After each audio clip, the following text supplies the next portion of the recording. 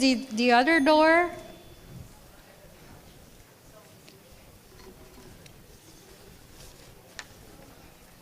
Okay, while I'm doing this, we're going to have a recap of day 2, but before that, I wanted to talk to you about the special dinner event tonight. So before you booked your Vietnamese friend for dinner at Bia Hoi or freshly brewed beer, you might want to cancel your appointments with your friends, with your personal friends, because Vietnam Mart has prepared such an exciting dinner for all of us, which includes performances, that includes dances, traditional folk songs. There's gonna be an orchestra. There's gonna be, and I promise that the only speech is only 3 minutes. Only 3 minutes. The speech is only 3 minutes. There's gonna be famous flowers of Vietnam. There's gonna be orchestra plus dancers group. What else? Ethnic musical instruments that include bamboo flutes. We're all gonna sing and dance together. I think it's gonna be on YouTube, all of us, and TikTok. And then there's gonna be souvenir photos. I think this is very much highlighted with the National Orchestra performances. Do you really wanna miss that? No, so cancel on your friend or bring your friend here. Yeah? Okay, so that's the request from our host to announce. And let's get to business by starting with a recap of what happened yesterday, because what happened yesterday seems like a long time ago, right? So, all right, let's start with the recap of day 2. What happened yesterday?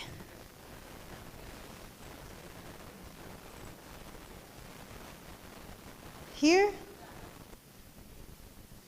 Okay, there's a lot of words and a lot of sentences, and I don't want to read them all, especially the first sentence. I struggle with understanding the first sentence, so please read at your own pleasure, at your own leisure, the first sentence. But what I'm seeing here is that really there's a lot of ecosystem degradation and biodiversity loss caused by the food system that we're having right now, because the puzzle is not put together. And so for the food puzzle to be put together, we're looking at interventions must be developed in synergy with a focus on co-benefits, community by community. And here's where we think national action plans can help coordinate these actors.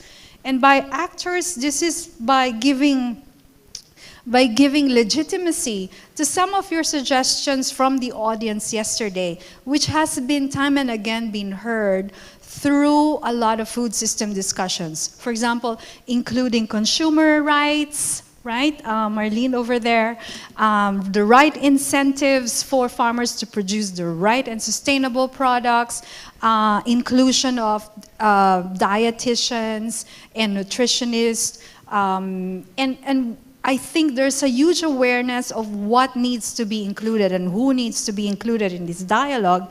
But what's new here is that we think national action plans should include all these so that there's legitimacy to this inclusion, right? Okay, then there's also the unsustainable dietary shift is global and linked to the corporate consolidation process. Unlimited rice in the Philippines, that's really crazy. And a lot of Dunkin' Donuts. Securing land tenure rights for vulnerable, marginalized farmers is a key step for incentivizing sustainable practices, and performance-based finance has a strong role to play in rewarding good players. Subsidies was also discussed, and it should be reoriented to include support for agroecological practices. Government must make sure that the agri-food industry is held accountable for the impact of their supply chain. Hello, waste products, right? Inclusive business can also enable food systems transformation. Food price crisis is affecting consumers and critical food public procurement programs. It came about in the discussion yesterday. Major efforts are needed to strengthen consumer awareness. We also thought yesterday media, social media, influencers, why are they not in the discussion? Next slide, please. Science, finance, and innovation for food systems transformation should all be promoted with a rights-based approach. Solutions need to be adapted to the specific national context with more innovation that is customized to smallholders and the poor. We kept hearing no one size fits all from day one until day 2. And rather than charity, the poor requires an enabling policy environment with access to real market systems. People need to be put at the center of food systems transformation by ensuring living incomes, protecting human rights, and providing nutritious and affordable food. Another message is that there is a need to link these national pathways, which I know a lot of you are involved in developing, with investment strategies and clear roles for public and private finance. And despite playing a major role in the food system, women do not always benefit from equal rights and tend to have more limited access to finance. And we ended the day by really agreeing that there is an urgent need to focus on implementation and action. And so that's the summary for our day 2. I'm sure that not all of the messages were included. You could get in touch with the Secretariat. We'll include the messages that we have failed to include. Just to give you as a guide, you did a learning journey this morning, and session 6 that's upcoming as soon as I finish talking will be on mobilizing the UN Food Systems Summit's ecosystem of support. We want to know how to be engaged. And session 7 will really focus on how do we measure changes or transformation. And as I said, don't forget the cultural dinner. And tomorrow, there's a very important dialogue of national conveners, and we close wonderfully this conference. Yeah? Everything clear? So, without further ado, let's get on with session 6, which is mobilizing what we call the UN Food Systems Summit's ecosystem of support.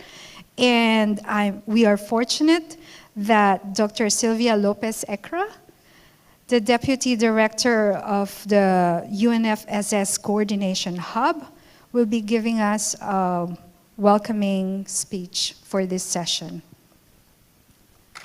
Thank you.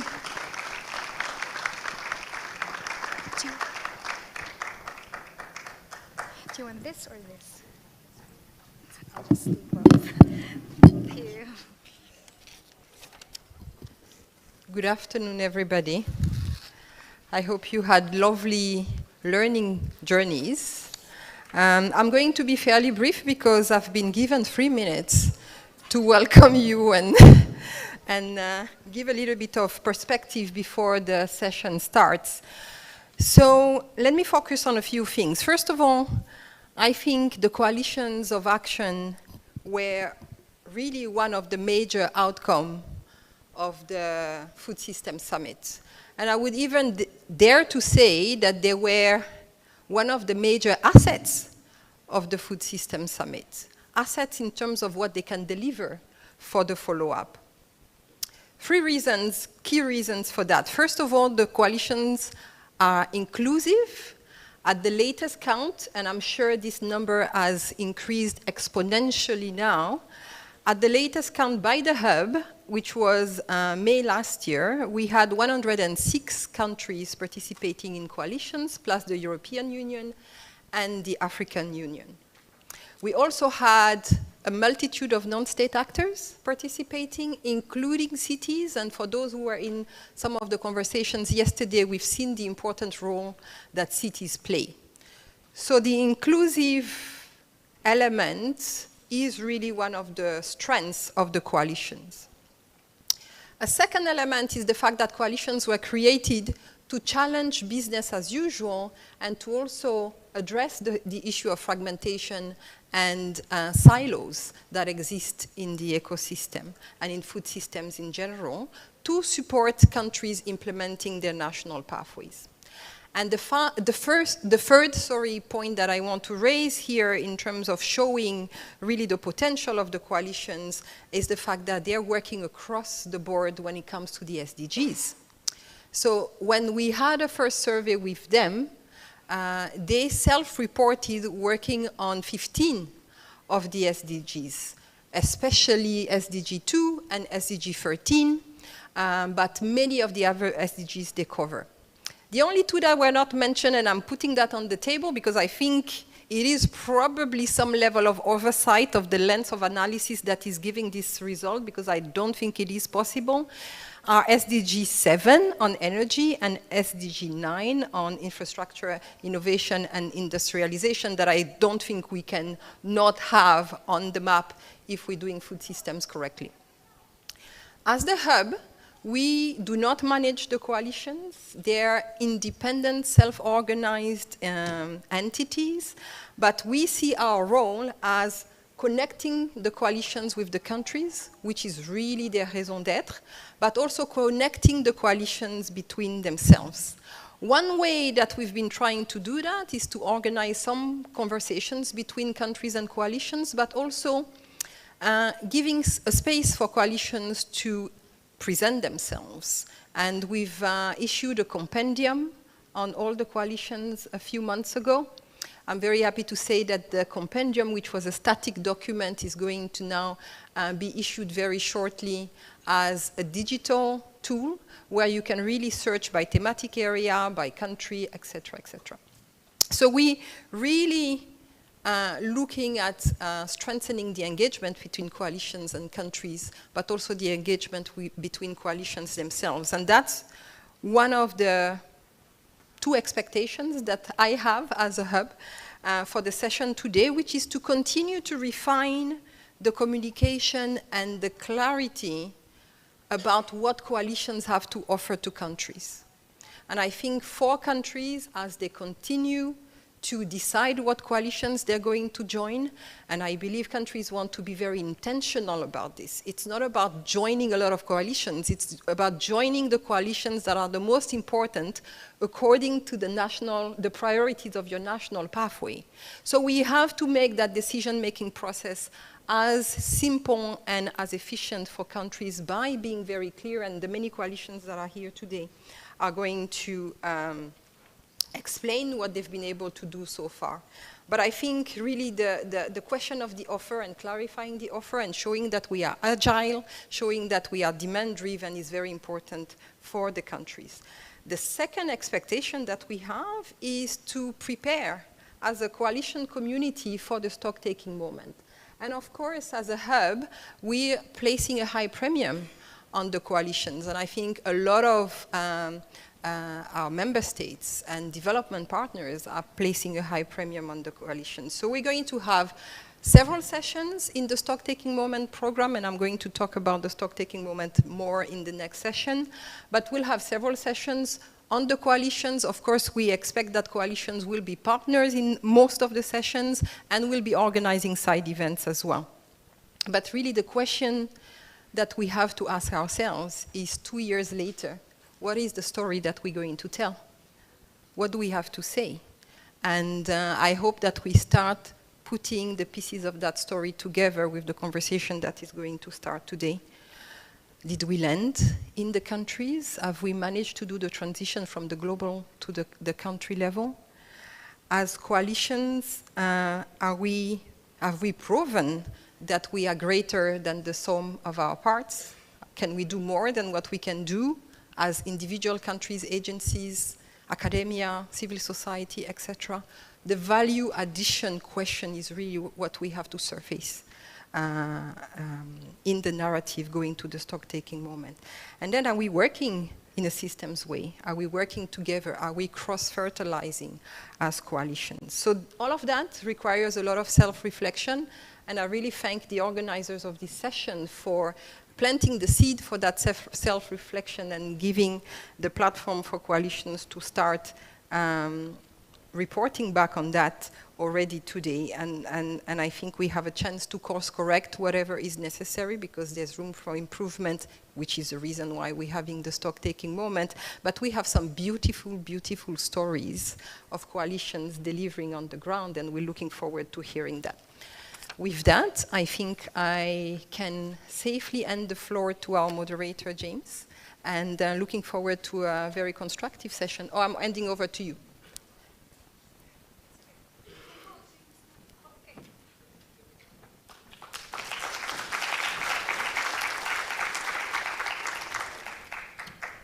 Thank you so much for such a powerful speech that really calls for beautiful stories to be told.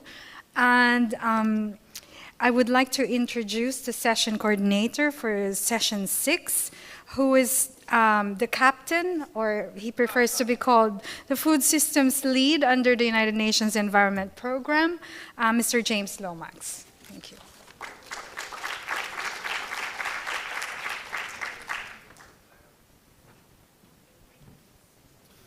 Dada, really, the captain business, I told you to behave yourself. Thank you so much. Welcome to session 6.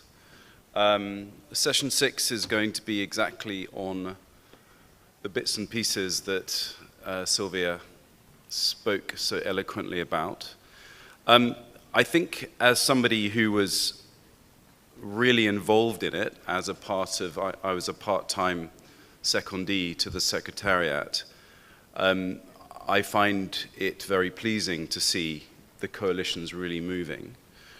But of course, it's not just the coalitions by themselves. The big issue we have is, how do you go from a systems approach to a single issue approach and back up?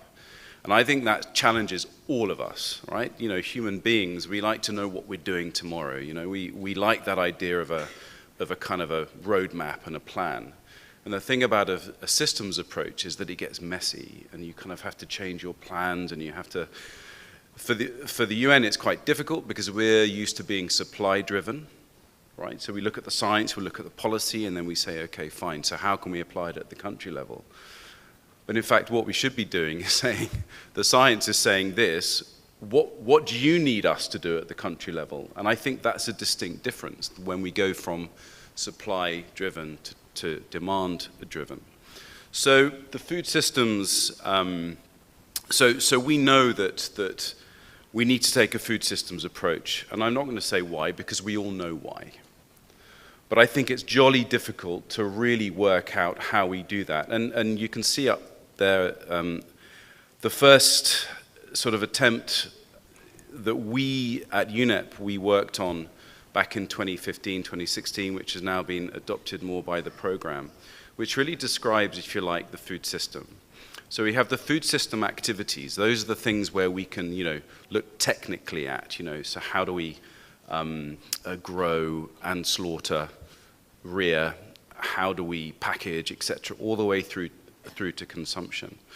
But if we look at the drivers that define how our behavior is in those particular steps, it's the drivers that then have to be positive and conducive to achieve the outcomes that we want.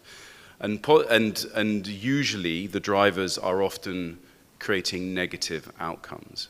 So it just shows you, this is the cycle. It shows to you that it's not linear.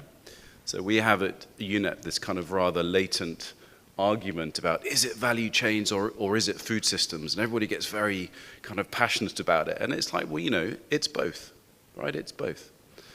But, you know, food systems create the framework into which sustainable value chains can fit. So one of the things that I think is so interesting that the Food Systems Program has done has been really trying to work out what this food systems approach really means. And if you go to the next slide, I'll be able to describe that very, very briefly, that we do have a knowledge hub. So there's a community of practice of food systems approach on the ground, which actually we launched in 2019 in Costa Rica at this very conference. And I do remember it was one of those evening meetings where, quite frankly, 8 of us walked into the room, and by the end of it, only 3 of us were awake. But apart from that, we had agreed to work together on that. I won't name names, you know exactly who you were. And we now have this hub, this knowledge hub, where some of the pieces of work that we put together to really help countries, conveners, etc., to really kind of take that food systems approach in a very practical way. So if you can, please have a look at the Knowledge Hub at your own discretion, and we hope to be using that not only in the context of the hub, but also in the context, not in the context of the program, but also in the context of the hub and the stock-taking moment coming up in July. So that's really the introduction, and I think now we should move on to the panel itself. And I'm wondering how I'm inviting panelists up without any chairs, unless you fancy doing a dance. Oh, the chairs are coming. Great stuff. Oliver, I've seen you dancing. You're very welcome. So let's wait for the chairs to come up. I can tell a joke. I could tell you the names of the people that fell asleep during the meeting in Costa Rica, which I'm not going to, by the way. Okay, so what are we going to be looking at today?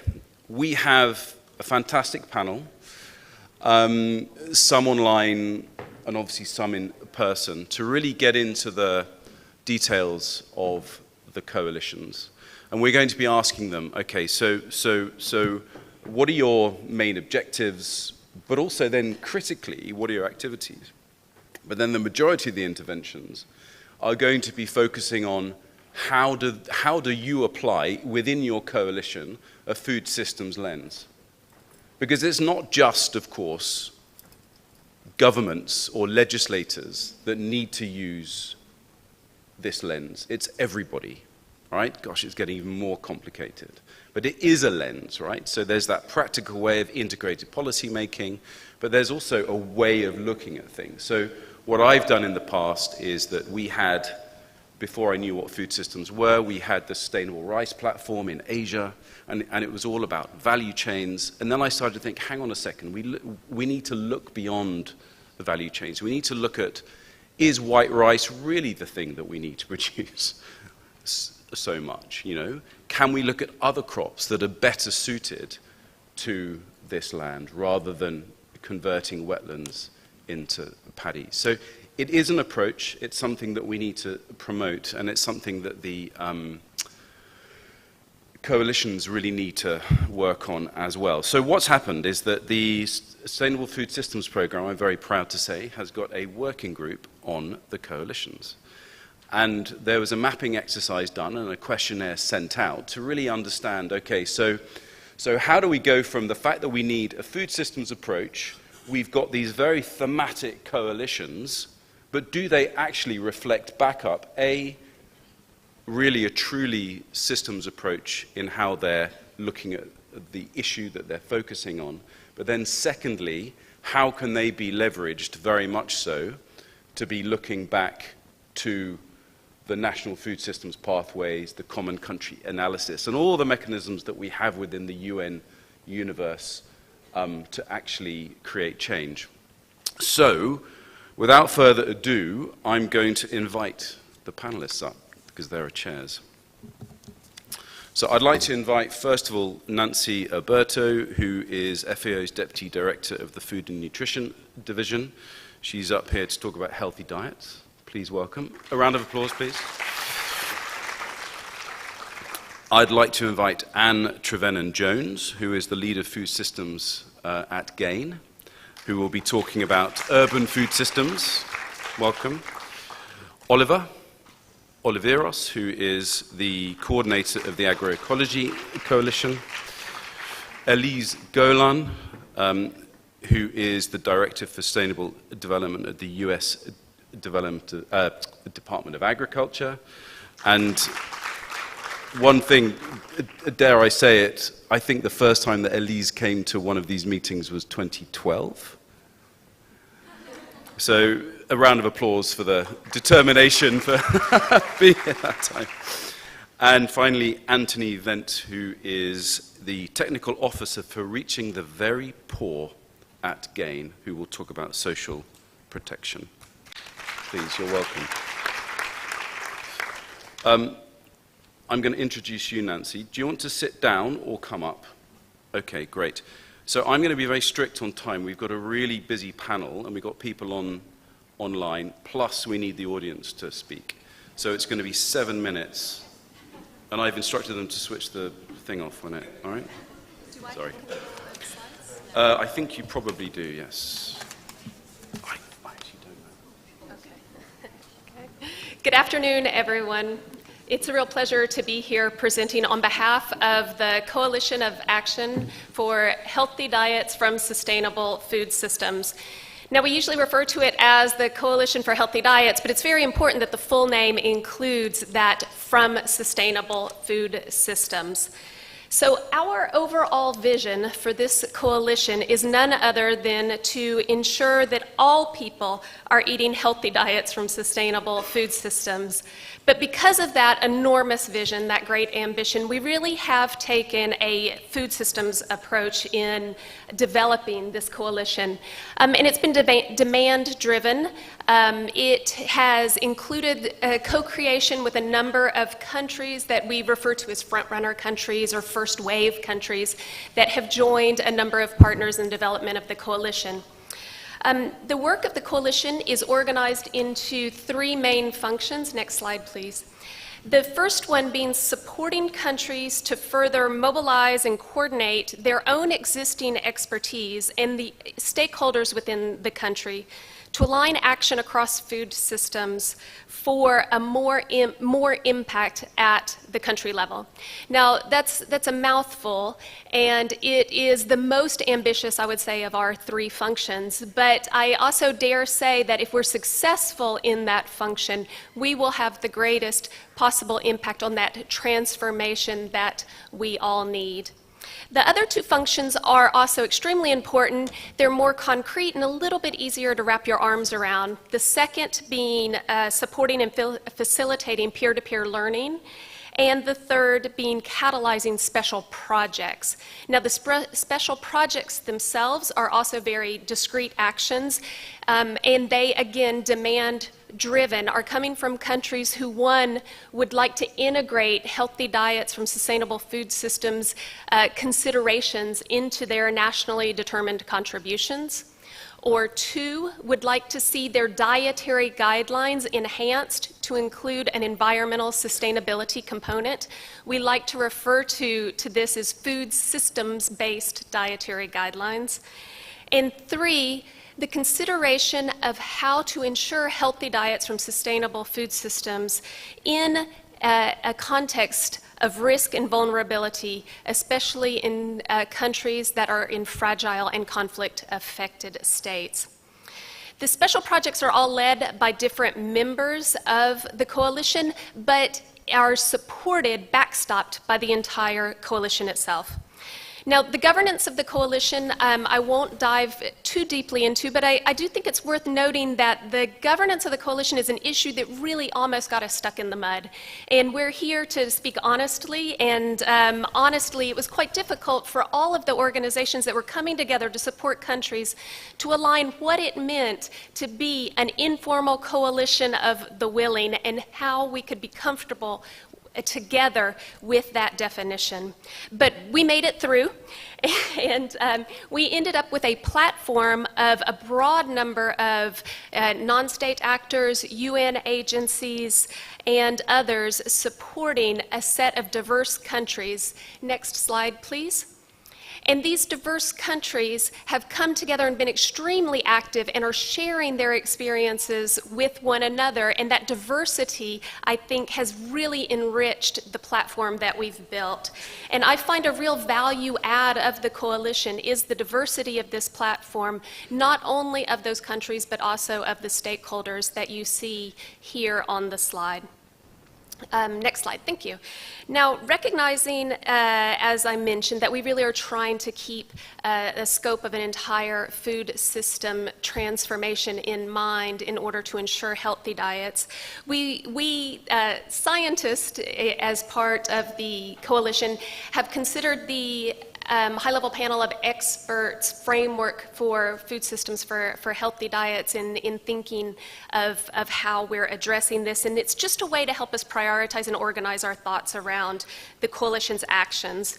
And what we've done is really advocate for food systems that deliver healthy diets in a sustainable way, needing to require deliberate action across all parts of that food system, needing to ensure an interconnectedness with other systems and sectors outside of the food system, to focus on all forms of malnutrition, because healthy diets are really a prerequisite for good nutrition and a tool for supporting overcoming both under and overnutrition.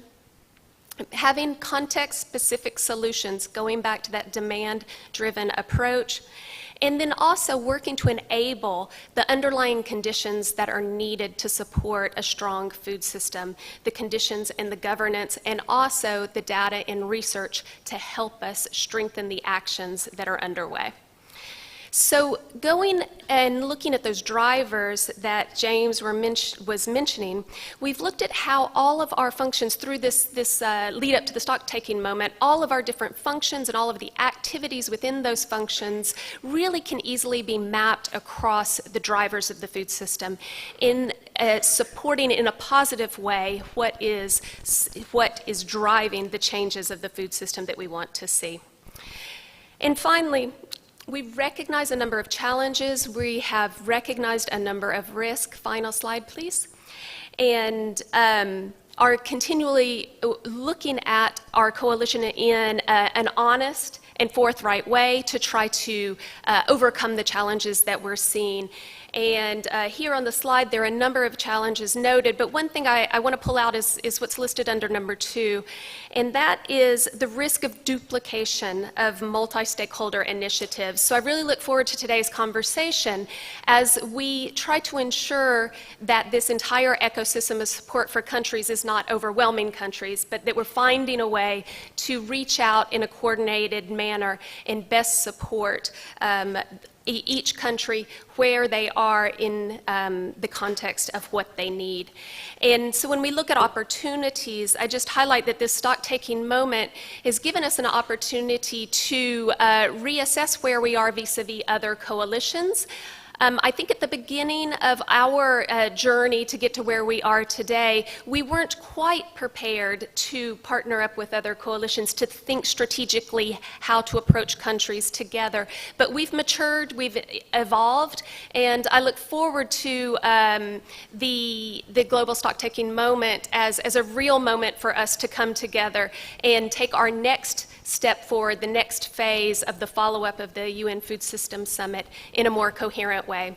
So I hope that this has been a useful introduction for all of you to the Healthy Diet from Sustainable Food System Coalition, and I look forward to the rest of the conversation and am welcoming questions once we have time. Thank you, James.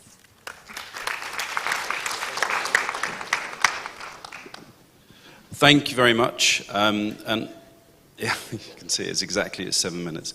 Thank you so much. Wonderful. And I very much like how you've very much mapped it at the end about, okay, really, how do we do that? And look, that last bit about duplication and coordinated response is something that at UNEP we're really working on, because we're getting a whole new delivery model change, right? You know, we, as a headquarter function, we cannot now speak directly with countries. We have to go via the UN country teams, etc. So I'm hoping that kind of thing will help us all to sort of become more coordinated. I'd love, if you don't mind, to call Anne up from GAIN, Lead of Food Systems Governance. You have 7 minutes. If we could just have the slides. Hello, everyone. So I'm here on behalf of the Coalition of Sustainable and Inclusive Urban Food Systems, and the short version of that is the Urban Food Systems Coalition. We've deliberately chosen not to call it the urban food environment, which many of you may be involved with. These multiple crises have taught us that cities are not islands. They're very diverse, and they're embedded in global and local and regional systems. And with that, we see cities and urban areas with small, medium, intermediate, and megacities as being these accelerators of food systems change. If we think more than 70 to 80% of the food that's produced is going to be consumed in cities, we're wasting something like 70% of the food waste in cities. Food is 40% of the population can't afford a healthy diet. So we're really at the nexus in these cities of where food systems come together with multiple players. Next slide, thank you. So really, the Urban Food Systems Coalition aims to facilitate coherent and coordinated action, and that's one of the key issues that has been a challenge for many governments, between multi-levels of government and be inclusive of multi-stakeholders about the systemic implementation of locally embedded and globally attuned urban food policies. So looking at those urban food policies, putting them on the table, and trying to see how, from the level of the city upwards, we can connect. One of the challenges we have had, of course, is that how does this work in practice? We have so many diversity. Sorry, can you just go back onto the slide? So one of the things we do offer is we leverage a vast amount of expertise and local knowledge with a wide range of partners. We build and share expertise and practice. We're busy developing guidelines and a framework of governance engagement. We're mobilizing urban administrative capacity, one of the challenges, of course, and further developing that global space. Until recently, cities were not at the table at the UN. We were not part of these discussions, and yet we have this huge amount of population living in the cities. Next slide, thank you.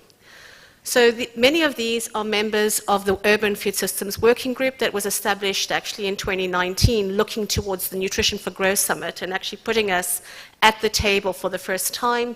Due to COVID, the Food Systems Summit came beforehand. And increasingly, we were able to mobilize and activate through this membership to put cities at the table for the first time. You know, national governments making decisions is kind of historical. Cities also need to be part of these global decisions. And it does look like a few people, but if you think about it, Italy, for example, that's 2,500 cities. The Milan Urban Food Policy Pact, that is 260 cities, 450 million people. So we've got these diversity of city networks that are here in conversation, wanting to engage effectively. We also have about 13 United Nations organizations that are also being put together. We have organizations like GAIN and Ricolto who are in the field. So effectively, this group provides a platform when you can actually be in the field, and you can be in governance, and you can be on the global forum. Next slide, please. So this is a bit of a timeline of how we came together. So FAO and GAIN actually came together to develop a working group in 2019, 2020.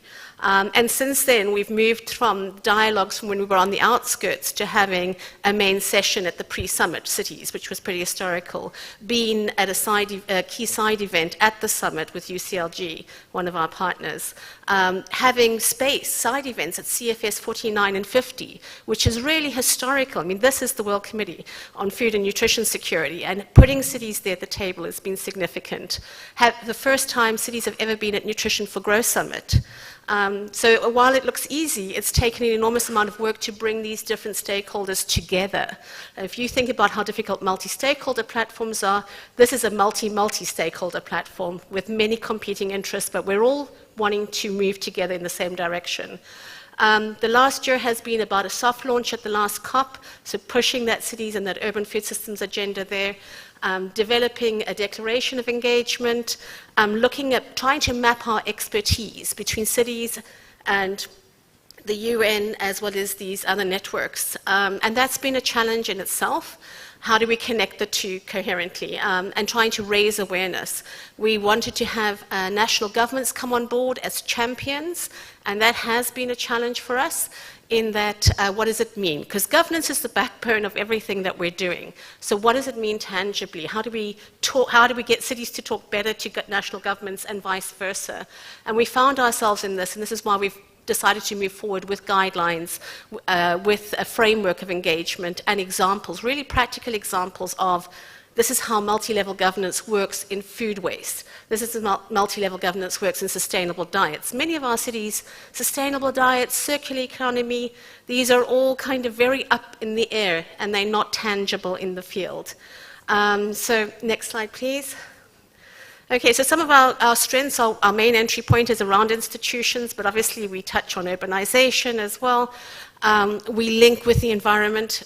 Context is very important.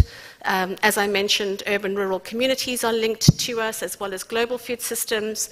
We have this huge mandate. We have this huge amount of expertise and programs, which really allow governments to be in touch with the field and with their cities as accelerators. We continue to advocate for cities at the Global Forum for Food Systems and Nutrition, and about focusing on how do we strengthen multi-level governance and more inclusive multi-stakeholder. Very easy to talk about these terms, very challenging to say how do we all talk the same language at the same time and move it into action. So that is kind of the intersection, and in fact we link to all of the outcomes: food security, nutrition, socioeconomic and environment, and these competing priorities. Next slide, please. So I think I've mentioned some of these challenges. The nature of governance and multi-stakeholder engagement is challenging, it's diverse, it's always contextual. It's across socio and other sectors. Mechanisms are different. So how do we bring it together and to scale, which is important. We also want greater ownership beyond that working group that created that impetus. So how do we create that ownership? One of the challenges we had is how do we knock on which door for national government? Because we didn't want to knock on too many doors and we could have used multiple routes to it. Do we knock on agriculture, health? Who can speak for the national government to be a champion of our coalition? And that has been a really big challenge because there are multiple doorways, and so we see the food systems national conveners as having a key role in promoting this, so that we can invite more national governments to come and sit at the table with cities around key policies. And it's about effectively connecting with multiple coalitions. And that's one of the things that this focusing moment of the stock taking has brought us to really critically say, how do we connect? And one of the reasons we've realized is we connect through examples, practical examples. How do we do multi-level governance around food waste and such? Thank you very much.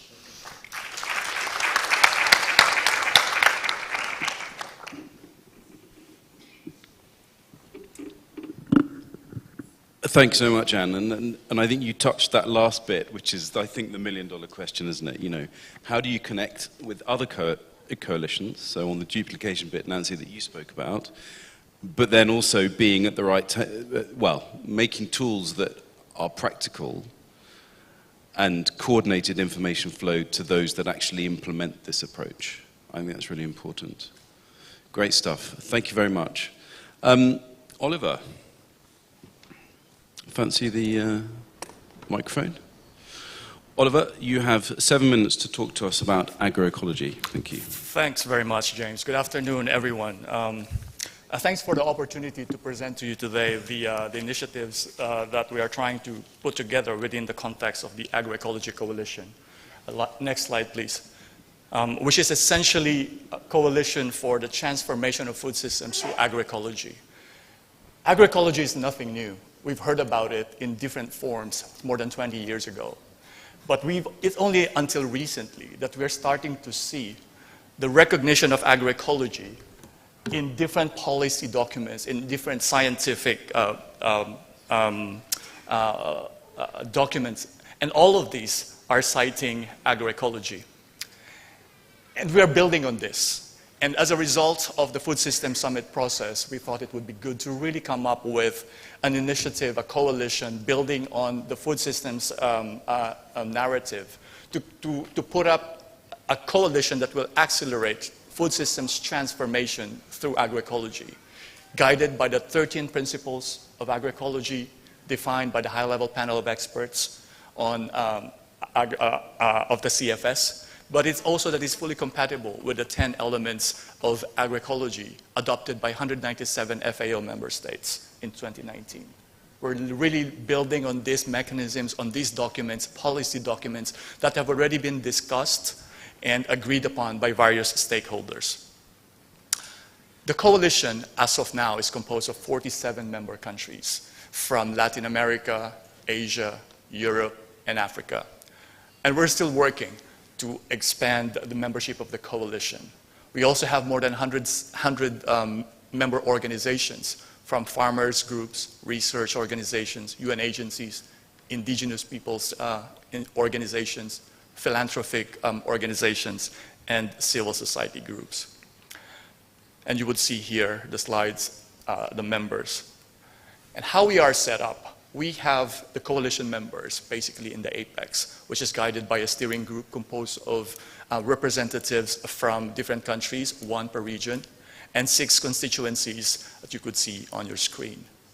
We are trying to implement our work through 5 working groups, looking at research, innovation, and education, a working group that is looking at policy, 1 on finance and investment, on implementation, and lastly on communications. And this group is supported by a small secretariat, which is hosted by Biodiversity Seat Alliance in Rome. But what are we doing? Our role is really to support the implementation of country pathways for food systems through agroecology. And we're working on 3 different work streams. The first one is to facilitate the co-creation and exchange of knowledge. Not necessarily just evidence, knowledge, both scientific knowledge and knowledge that we have been learning from generations and generations that our indigenous peoples and local communities are building on. Second is promoting the increased need for more investments in agroecology.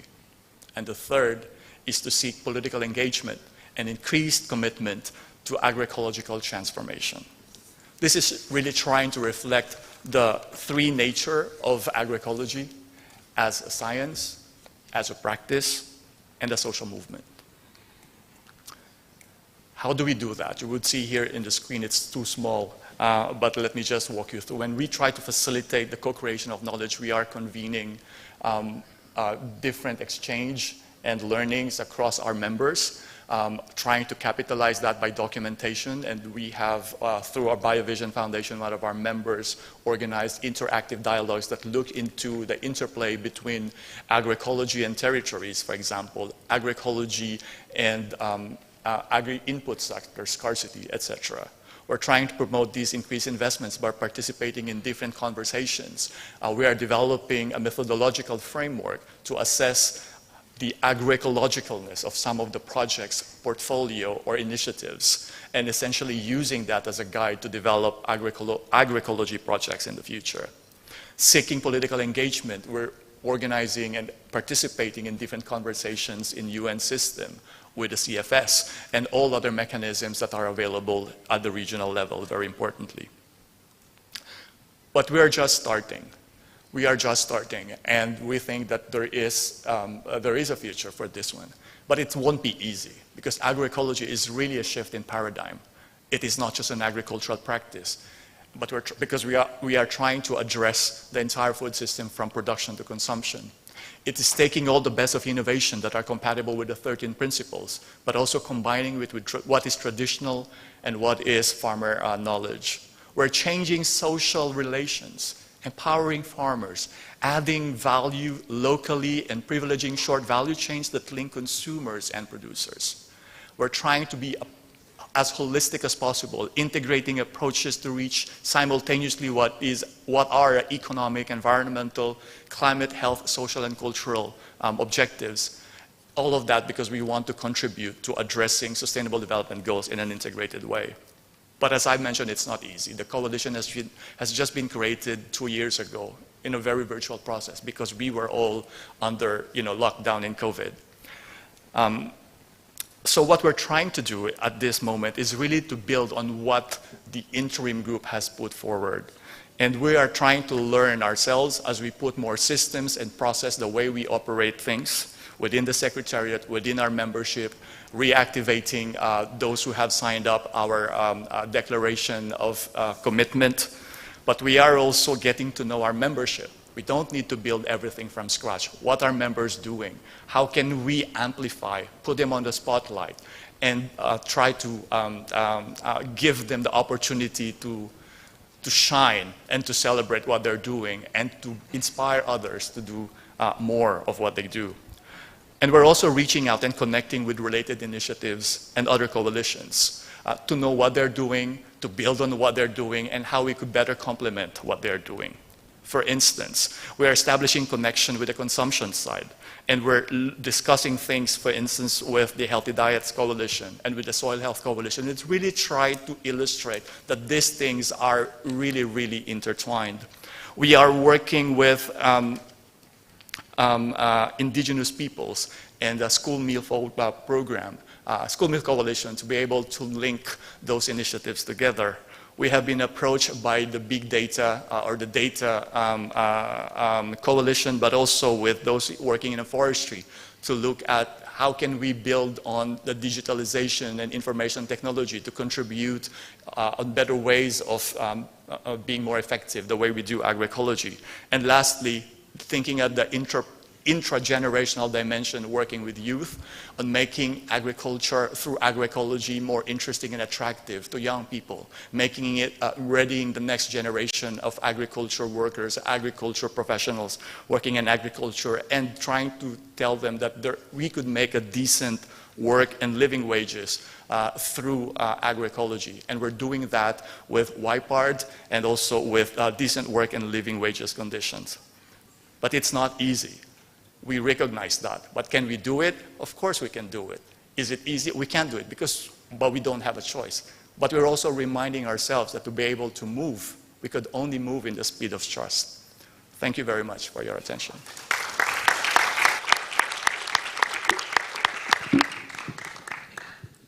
Thanks so much. Oliver was in the trenches with me in the summit's secretariat, so very good to see him on the other side, dealing with the coalitions that were born out of the summit, so well done. Interesting that you spoke about some of the other coalitions that you're working with. I'm surprised you're not working more closely with our next speaker, seeing as you seem to have a similar, not yet, right, so let's see what can happen. Elise Golan, please, the floor is yours. 7 minutes, thank you. Thank you, James. It's such a pleasure to be here with all of you. I'm really enjoying the discussions, and I really enjoyed the learning journey this morning. We could barely tear ourselves away from our green tea and our sake, which really was hitting the spot. So as James said, I'm Elise Golan. I'm the Director for Sustainable Development at the U.S. Department of Agriculture, and I've been working on these issues for quite a while. I'm also the co-lead for USDA on the Coalition for Sustainable Productivity Growth for Food Security and Resource Conservation. And I'm joined by my colleague, the other co-lead, Kathy McKinnell, here from USDA as well. Next slide, please. The Coalition for Sustainable Productivity Growth, I guess I can do it, and Resource Conservation, for Food Security and Resource Conservation, or the SPG Coalition for short, it really is a mouthful, has the objective of accelerating agricultural productivity growth to sustainably meet the multiple complex challenges facing agriculture and food systems around the world. So why are we focusing on productivity growth? First of all, what is productivity growth? So productivity growth measures the efficiency with which resources are, with which inputs are used to produce agricultural output, right? So an increase in agricultural productivity growth is an increase in the efficiency with which inputs are used to create output. Agricultural productivity growth does not necessarily mean more production. You can have productivity growth without more production, just through a more efficient use of inputs. And agricultural productivity growth is not the same as intensification. Productivity growth, again, reflects that less total input used per unit output. So less input for output. Now the coalition focuses on productivity growth because raising the productivity of existing natural resources rather than bringing new natural resources into production is necessary for sustainably meeting food security needs of current and future generations. So yesterday in her keynote presentation, Rebecca Shaw, the chief scientist for WWF, highlighted the importance of increasing the efficiency of agricultural production for meeting our climate goals. And this conclusion is shared by many, many others who are studying this issue. I'm just going to quote just very briefly a 2019 World Resources Institute study where the authors found that if today's level of production efficiency were to remain constant through 2050, then feeding the planet would mean clearing most of the world's remaining forests, wiping out thousands more species, and releasing enough greenhouse gas emissions to exceed the Paris Accords, even if emissions from all other human activities were entirely eliminated. Oops. And most recently, according to the OECD FAO Agricultural Outlook, to achieve the SDG Zero Hunger target while keeping agricultural emissions on track to reach the Paris Agreement targets, average global productivity would need to increase by 28% over the next decade. But remember, it's not just about, of course, it's very important, feeding the world and combating climate change, but productivity growth is also essential for alleviating poverty and ensuring decent incomes for farmers and farm workers. Listen, if farming is not productive and profitable, if farmers cannot provide for their families, they will leave farming. If farming is not profitable and productive, new farmers will not be drawn to the profession, and the viability of farming will be threatened. So the SPG Coalition seeks to advance a holistic approach to productivity growth to address all these many challenges facing agricultural and food systems today. So it seeks a holistic approach that maximizes the benefits of productivity growth while minimizing potential negative externalities and unintended consequences. So sustainable agricultural productivity growth is productivity growth that advances social, environmental, and economic development objectives to meet the food and nutrition needs of current and future generations. It is not a one-size-fits-all solution. It's not a technological top-down. It depends on place-based strategies and innovative approaches appropriate to different geographies, crops, farm types, markets, and socioeconomic conditions. It depends on innovation that's spurred by co-creation of knowledge in local communities, as well as innovation taking place in the highest levels of academic and government researchers around the world. We need it all. We need to do everything all at once. Okay, so who are we? Who is this coalition? We're growing. We have 111 members, including 22 countries, plus the European Commission. Our gracious host, Vietnam, is also a member. We have 4 UN agencies, 13 academic and research organizations, 53 private sector business groups, and 19 foundations and other organizations. You can find the full list of our membership on the website. I also like to let you know that on our website we also have information on productivity growth, why it is, why it's important, what the coalition's objectives are, and the website is translated into a number of different languages: French, Spanish, Arabic. I may be forgetting more. Okay. So every coalition member has signed a declaration of support. So it is the Coalition of the Willing, but nevertheless each member has signed a declaration of support for this. Okay, so we are very intentional about a holistic approach. Every single one of these members, we work together on our terms of reference, and these terms of reference really reflect like I'm saying, our intention to be holistic, to really take a food systems approach to this. We consider productivity growth that considers impacts and trade-offs among multiple objectives, including, but not limited, to food security, nutrition, food affordability, farmer income, farm worker income and well-being, equity and inclusion, food loss and waste, resource conservation, biodiversity and climate change mitigation and adaptation. And I said that really fast because you have to imagine what the meeting was like where we drew up these terms of reference. We had members from across the whole room saying, what about this? What about that? What about this? That's because food systems touch so many different aspects of our lives and are so important to us. And productivity growth can help us meet many of these objectives that we care about. So we were also quite serious in this self-reflection exercise that we were asked to engage in for this conference. And what we did is we started by looking at ourselves.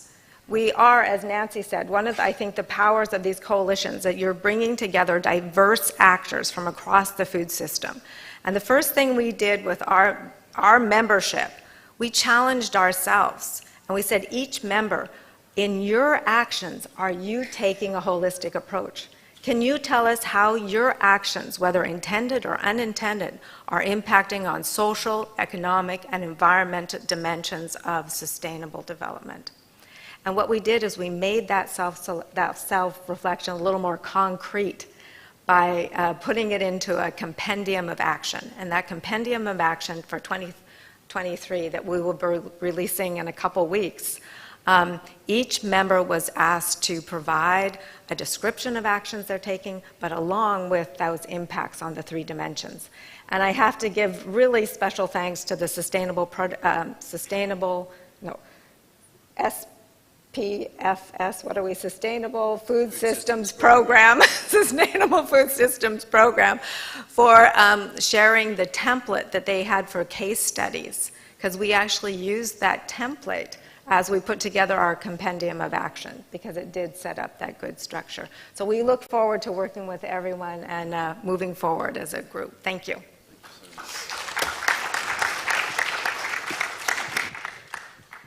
Thanks so much. You know my feelings about the agroecology one and that one, that there is so much overlap. I wish there was just one coalition that dealt with, that in particular and then worked with soil health. But, I'm an idealist, so there we are. The last person we have up here is Anthony, who I think has the best job title. His job title is Technical Officer for Reaching the Very Poor. So I think that deserves a round of applause by just being there. You have 7 minutes to talk about the social protection. Thanks so much. Yeah, the job title is quite a task, isn't it? But at any rate, good afternoon. It's really a privilege to be here to represent the Coalition on Social Protection and Food Systems Transformation, which is an interagency working group of the Global Partnership for Universal Social Protection to achieve the Sustainable Development Goals, or much more simply, USP 2030.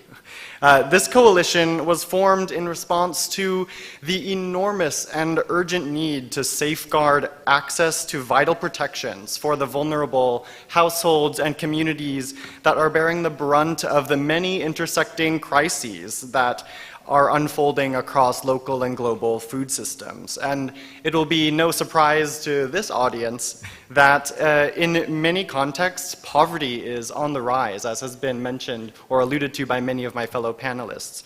And this is only exacerbated by the increasingly erratic climate conditions and degradation of natural environments that we're seeing in many of the places where we work.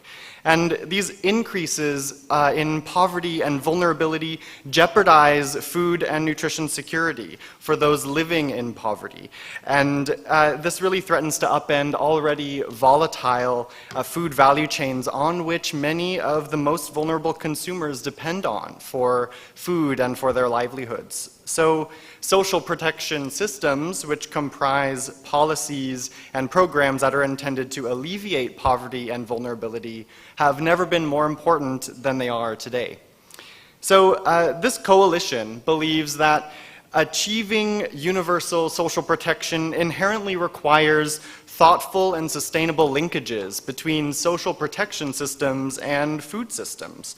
And we've sought out to pursue these linkages with the belief that they can contribute to multilateral efforts to safeguard, promote, and transform livelihoods for vulnerable people. So this coalition brings together some of the most influential thought leaders and the most active practitioners from the intersection of food systems and social protection spaces. And our members include organizations like WFP and UNICEF and FAO, the World Bank, NGOs like GAIN and Nutrition International and others, academic institutions like Tufts University and others, as well as donors and importantly and increasingly so, we are really steadfast in our commitment to amplifying the perspectives of country governments and their representatives. And we've been active in engaging with governments like Chile and Bangladesh and Ethiopia and Pakistan and others in this work. And it's a growing list and a never-ending list as far as I'm concerned. So now I want to talk a bit about how we as a coalition are taking a food systems approach and applying a food systems lens. And in so doing, contributing to this ecosystem of support for food systems transformation as part of this never-ending constellation of coalitions that hopefully aren't duplicating each other's efforts and more synergizing, which I think is an overwhelming challenge of the day. Next slide, please. So our coalition operates under an ambitious framework. Some have called it a meta framework, and I think it is. And of course, I don't have time to elaborate much on that today. But very briefly, we consider how the nature of social protection systems and the quality of the offerings of those systems can be brought into closer connection with vital food system nodes that can modulate access to adequately nutritious diets and dignified livelihood opportunities for those who are the most vulnerable in the places where we work. And supporting these linkages between social protection and food systems, and of course supporting the governments and other stakeholders that build and maintain those systems, we believe that through doing this we can really make it such that people experiencing poverty and vulnerability can be afforded the dual benefits of increased food and nutrition security and also better opportunities to resilient and sustainable livelihoods. Next slide, please. So a bit more granular about what we do, and I apologize if this is a bit difficult to read. No worries, no pressure. Toward achieving the goal I stated earlier, our coalition has laid out three primary objectives. First, we work in ideally a generative and catalytic capacity to forge and enhance these linkages. And secondly, we seek to prioritize and build up sustainability mechanisms that can ensure that these linkages can stand the test of time and contribute to resilience in the longer term. And thirdly, we work sort of in an overarching and thematic way to promote the achievement of universal social protection objectives. Next slide, please. And how we do this? Well, our approach to reinforcing these linkages between social protection and food systems is inherently responsive to the needs of national governments and their shifting priorities. And as you can imagine, a major challenge that we faced is really harnessing and effectively responding to that demand for country governments in their quest to effectively link social protection and food systems. But that being said, I can give a few examples of what these linkages might look like. For example, social protection can help to improve productivity at various nodes along the food value chain by, for example, giving direct support to farmers or through supporting diversification of livelihoods. And moreover, social protection can help to ameliorate critical affordability gaps that prevent vulnerable consumers from accessing food markets or from demanding nutritious foods. And these are just a few of many possible ways where reinforced linkages between social protection and food systems can really be synergistic and complementary in their supportive outcomes that are of shared interest to all. And the way we work is really deeply rooted in evidence, as is articulated on the slide here. And we have a firm commitment toward collaborative and inclusive learning. Broadly speaking, we strive to generate evidence and synthesize evidence as well on what good practices for linking social protection and food systems are, and what are the prospective impacts that we can have by reinforcing these linkages in certain contexts. And we also aim to be a supportive platform for facilitating experiential learning and knowledge exchange across different contexts. We've very excitingly gotten really good feedback from governments that there's a need for cross-contextual learning. What it really means to link social protection to food systems can best be grappled by exploring these case studies in great depth. And that's something that has been a challenge, but I think we're rising to that occasion, and hopefully we can synergize and continue to take that forward. And we also are hoping that we can plug into advocacy efforts and be a supportive resource for country governments as they aim to mainstream this sort of work. And I hope that this has all given you the impression that we try to be as synergistic as possible, and this really translates into our approach to partnership building as well.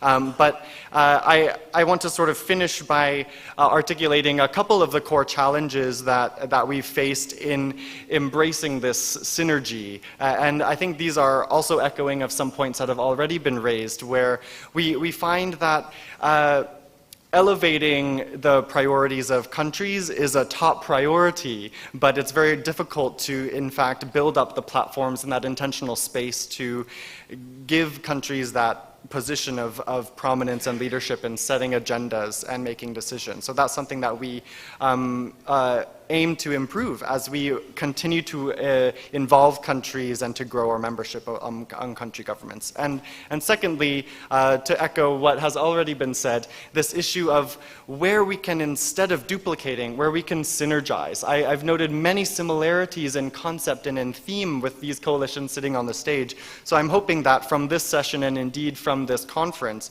we can all get some clarity on how we can best position ourselves to make a better impact and to be coherent in our approach and our offers to the countries where we work. So thank you.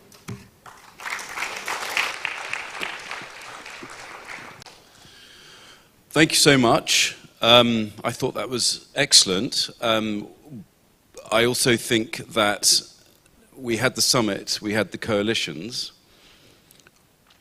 I'm wondering how the coalitions have to morph into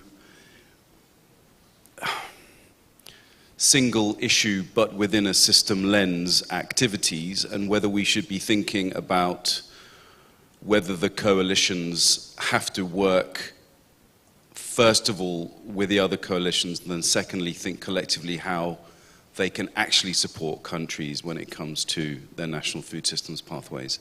I think that might be quite good, but that is going to be difficult because as I say, humans like their single agenda coalitions, yeah, it makes sense, da da da da. So yeah, that I think is the next but difficult approach. I think we see duplication across all five, but in a good way, How can you turn that sort of overlap into synergies? Now, in true Eurovision Song Contest style, we're now going to go to different capitals around the world. I hope, if the Cyprus team, I'd like to first go to see if we have the next participant from WFP on the line, who is Madame Carmen Burbano de Lara. Hanoi, Rome, do you hear me? Who do we? I can't see. Do we have? Oh. So, great. Well, that doesn't matter. We can go to the... Right, who's next on my list? Let's go to Leanne, who I believe is in my hometown of Nairobi. I hope. Are you there in Nairobi? Absolutely. I'm Nice here, and one. I've been here the entire session. Fantastic. So you actually have only 3 minutes. And the advantage that I have with this is that I can just switch the camera off. So So it's up to you to talk to us about the Coalition for Action on Soil Health, and I'd love to meet you for a coffee next week to talk about it more. Absolutely, I'm available. Hi everyone, I'm Lee Winowicki. I'm a soil scientist and the global research leader at C4ECRAF of Soil and Land Health. I'm actually on top of a mountain here in Taita Taveta, joining you from a farmer's field. I'm also a co-lead of the Coalition of Action for Soil Health, and we brought together game-changing solutions around soil and formed this coalition to make sure that soil and healthy soil was fully recognized in the Food Systems Summit.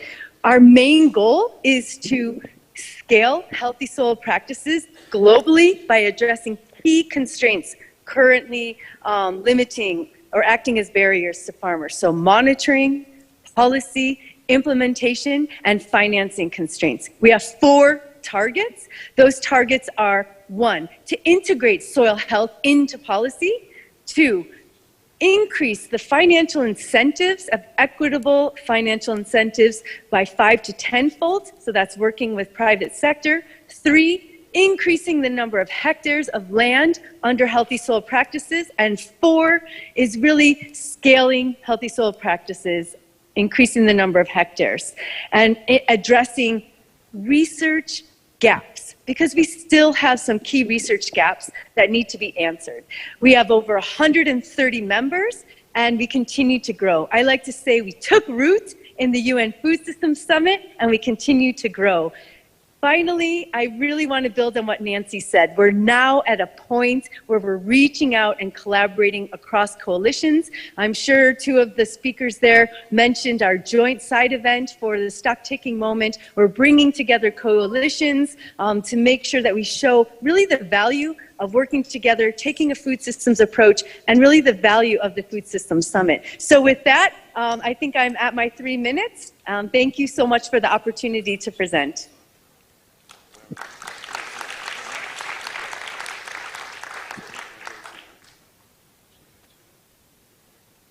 Or I can keep going. Sorry, excellent. Thank you so much. And thank you for calling in from the top of the mountain, although I'm not sure that is your actual background. But anyway, there we are. I think, are you in the coffee shop in Nairobi? I think you might be. All right, good stuff.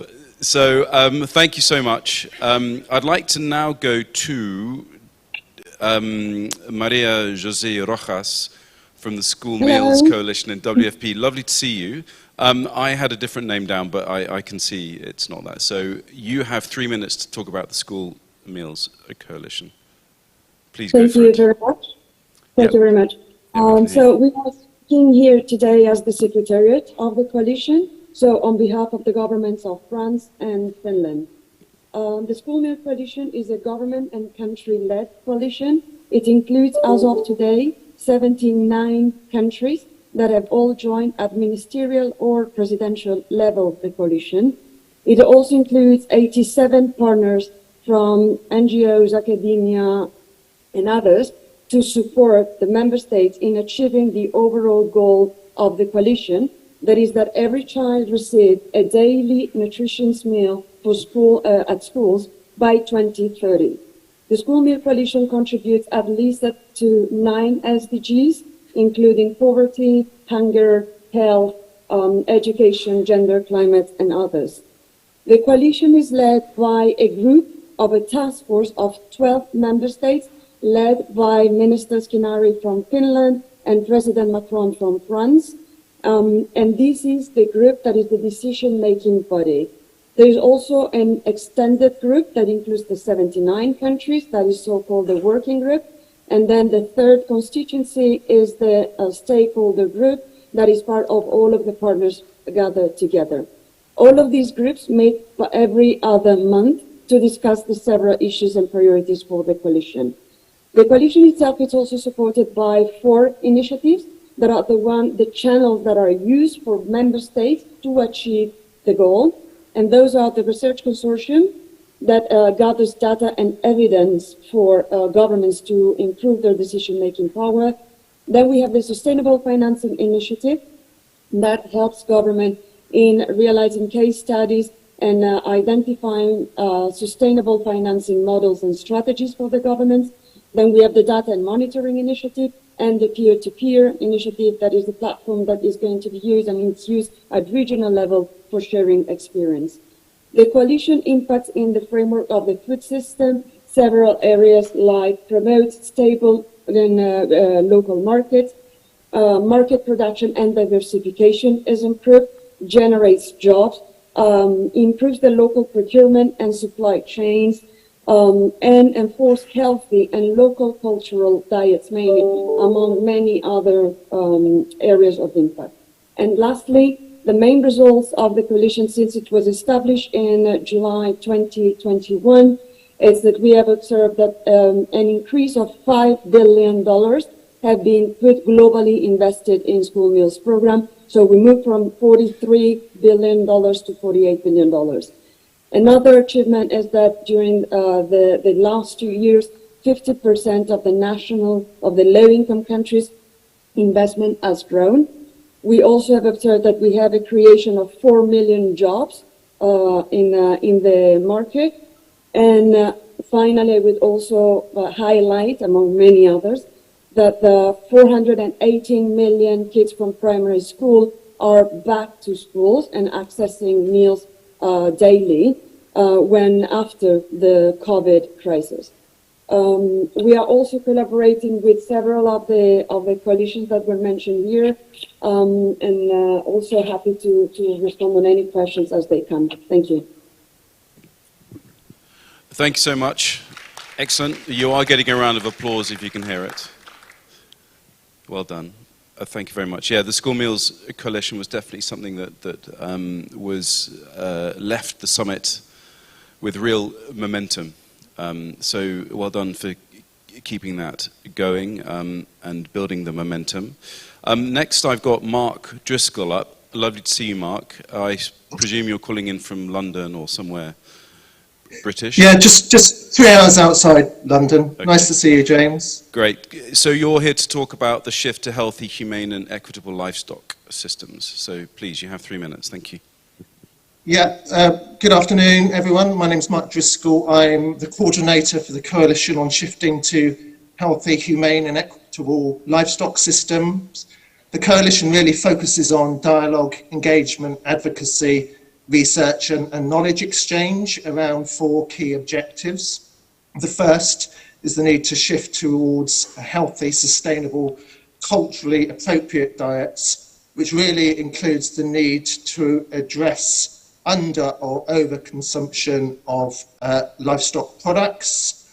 There's obviously a close link with the coalition already spoken. The second is a shift to nature-friendly, pastoral, regenerative and agroecological livestock systems. The third is a shift to high standards of animal welfare. And the fourth is a shift that underpins all those 3, is really ensuring a just transition approach underpinning all those shifts. I think as a coalition, we were formed in June last year. We have a steering group of 15 organisations representing a wider number of organisations across the livestock system, including farmer groups, government, civil society organisations, research organisations and young people. We actively support about 6 countries, so far fewer than many other coalitions, but really on a one-to-one dialogue, focusing on helping them in their own food system transformation pathways, exploring R&D, peer-to-peer engagement and putting together best practices. We've really deliberately taken a holistic and systemic approach to our work and mapped out those most important drivers across the livestock value chain. And we really use our own food system framework as a basis for dialogue, the development of tools in conjunction with a wide variety of actors to identify those drivers that are most relevant to specific countries, geographies, and cultures. I just want to go on to some of our learnings around working with other coalitions. We have had some initial conversations with agroecology, diet, soils coalitions, really just to share insights, plans, exchange information. We believe actually more can be done, I think one of the challenges we find is there's still a lack of an overarching narrative, vision, or the glue that connects some of these coalitions, and is quite a challenge. And I think some of the coalitions, we as coalitions, can be still quite disjointed. There are 3 livestock coalitions, for example. You know, I think ideally there should be one, and working to work with other coalitions to explore opportunities for increased collaboration. I think we should be moving beyond knowledge exchange. I think we could be developing things like community of practices between coalitions, but also exploring some of those shared drivers and challenges we all confront as coalitions, to explore opportunities for collaboration to address some of those shared drivers. I suppose, going to your point at the top of this session, James, around addressing drivers, taking that systemic lens, I think it's very easy for us to coalition to focus on single issues, but the real challenge is how we map each of us as coalitions against the drivers in a food system framework to identify gaps. Are there coalitions that could still be formed that can address some of those drivers? Are there opportunities for coalitions to work more closely together moving forward? I've probably had my 3 minutes, so I shall leave it at that. Thanks so much, Mike. Let's give him a round of applause. Yeah, look, Mark, you've touched on a few things, and I think many of us know the issues we had trying to get consensus in the livestock group.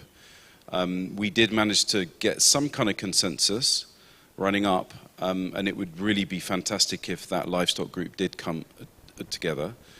The 3 separate groups came together into one. You know, livestock, as I mentioned, was it yesterday or the day before, livestock is and remains a really integral element of a sustainable food system. Okay, great. So I'm going to go to Christian Fusilier, who is with IFAD, who's going to talk to us about public development banks. Floor is yours. Okay, thank you very much. Good morning and good afternoon. I am Christian Fusilier, working in the International Fund for Agricultural Development in Roma, and acting as a coordinator for the Public Development Bank Coalition. So I will present in brief the Public Development Bank Coalition and the links we would like to develop with other coalitions.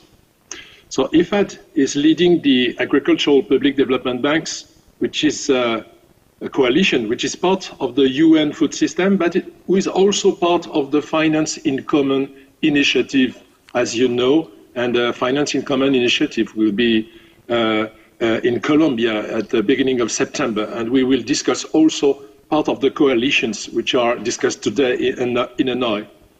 The objective of the coalition is to support the agricultural public development banks, to improve and to increase their green finance, and to develop financial products which are aligned with the adaptation to climate change and with the SDGs. So the platform aims to be a place where the PDBs will share their experience and practices and will address their main challenges. A working group has been created in which the PDBs, the public development banks, present their activities and learn from each other experiences. In total, it's about 130 PDBs from 98 countries which are now connected to the platform, and 45 are specialized in financing agriculture.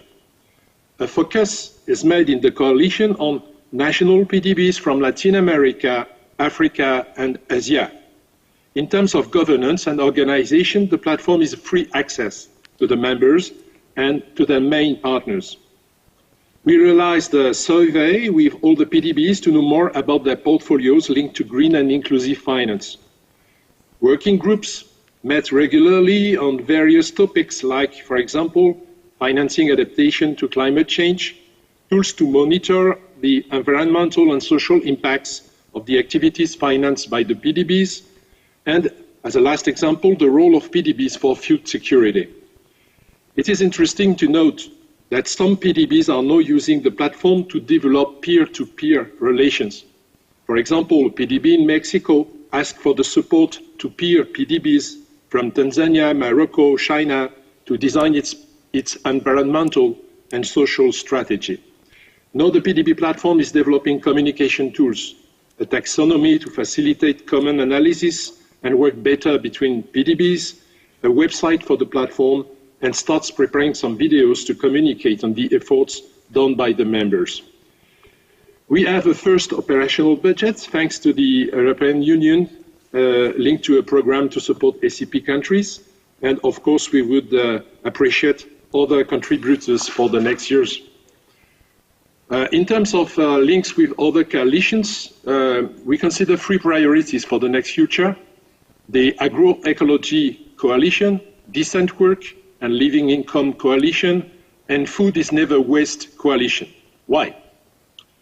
As one of the main objectives of the PDB coalition is to promote carbon neutral investments, we consider that the Agroecology Coalition could reinforce the capacity of PDBs, staff, and technicians in their knowledge of agroecological techniques, and to advise on the way for the PDBs to better propose and include effective support to agroecology in their financing. For the Decent Job Coalition, the PDBs could better support the creation of new jobs. They could include in their criteria to decide to finance or not more elements to take into account social protection, guarantees, risk management, and income security. They could also, the PDBs, contribute to mobilize expertise and technical assistance. We could organize a common working group session on PDBs and decent work. Based on the interest of the participants, we could select 3-4 PDBs on countries for concrete action. For the Food is Never Waste Coalition, a common work could be engaged to identify the type of investment that the PDBs should prioritize in terms of storage, for example, processing, transport, and marketing to reduce wastes and contribute to circular economy. Many thanks for your attention, and happy to answer if we have questions. Thank you very much, Christian. Thank you very much. Yeah, lots going on, and thank you for mentioning how you interact with the others. I've just seen Clementine O'Connor has come on screen, so you're just in the nick of time, Clem, because we're about to move. So literally you have 3 minutes, and then hopefully we can have a couple of very, very quick questions. So Clementine, over to you. Thank you. Great. Thank you for that, James. I'm here to talk about the Food is Never Waste coalition, which aims to halve food waste by 2030 and to reduce food losses by at least 25%.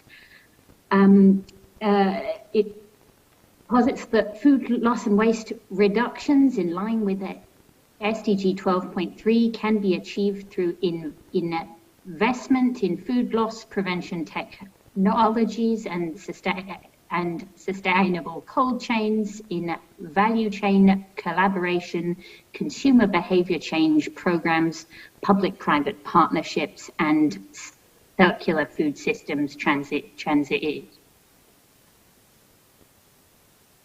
It is co-led by FAO, UNEP, and the World Resources Institute, and it includes the participation of the EU, the US, Chile, Brazil,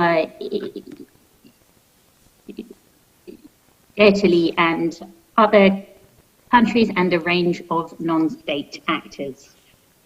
It is currently researching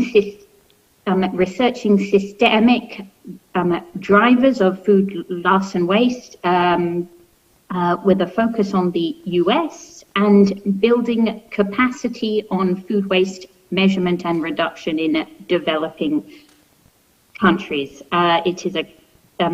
We are in a critical point where we're working on a global philanthropic roadmap for food loss and waste, and it's a good environment to try to secure investment for systemic change in this area. The Food is Never Wasted Coalition launched the 123 pledge at COP27, which calls upon countries, companies and other entities to submit new and additional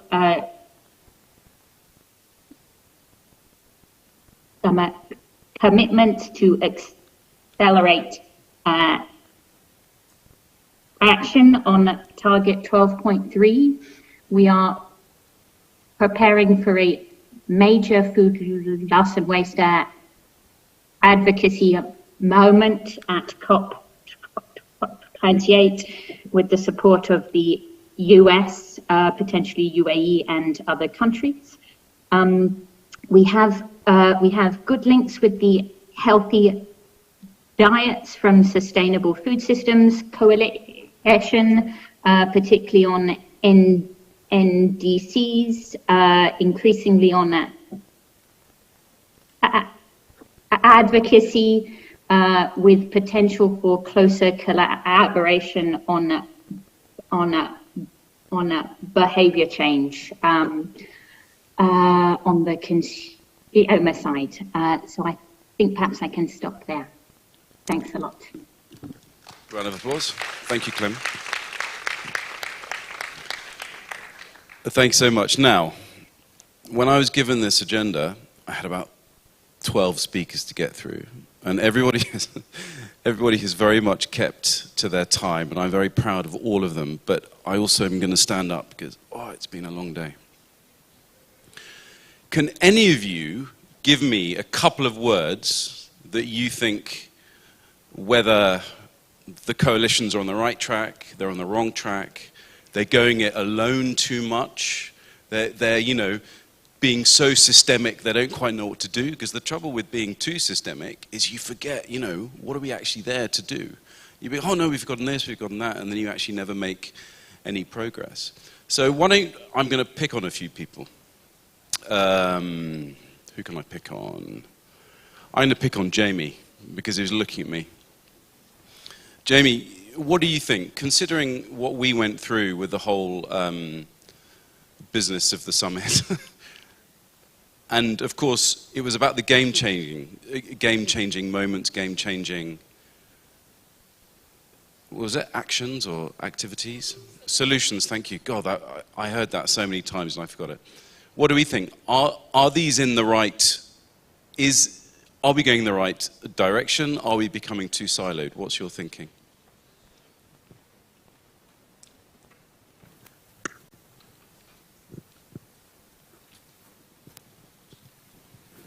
Thank you, James. It's the last time I will look at you. No, I think it was great hearing the presentations, and certainly the potential for working much closely together seems to be there, and it will be great to see how that rolls out. But I think rather than comments, I had more of a question. Can you give a sense for how governments are working with the coalitions? I don't mean governments working with single coalitions. I mean within government, if a country is a member of 3 or 4 different coalitions, how is that interaction happening within country? Are the connections being made? Or is it just a single line ministry into a particular coalition, another line ministry into another coalition? Because I think that's where we need to get not just at the global level, the sort of synergies sorted out, but at the country level, if we're going to see this roll out. That's a very good question. I don't know if anybody wants to take it on, or whether there is even an answer, because I think that's the million-dollar question, right? To a certain extent. Does anybody want to take it on? There you go. It's such a difficult question, nobody wants to take it on. They're nodding. Yeah, it's on. I think that's a good question.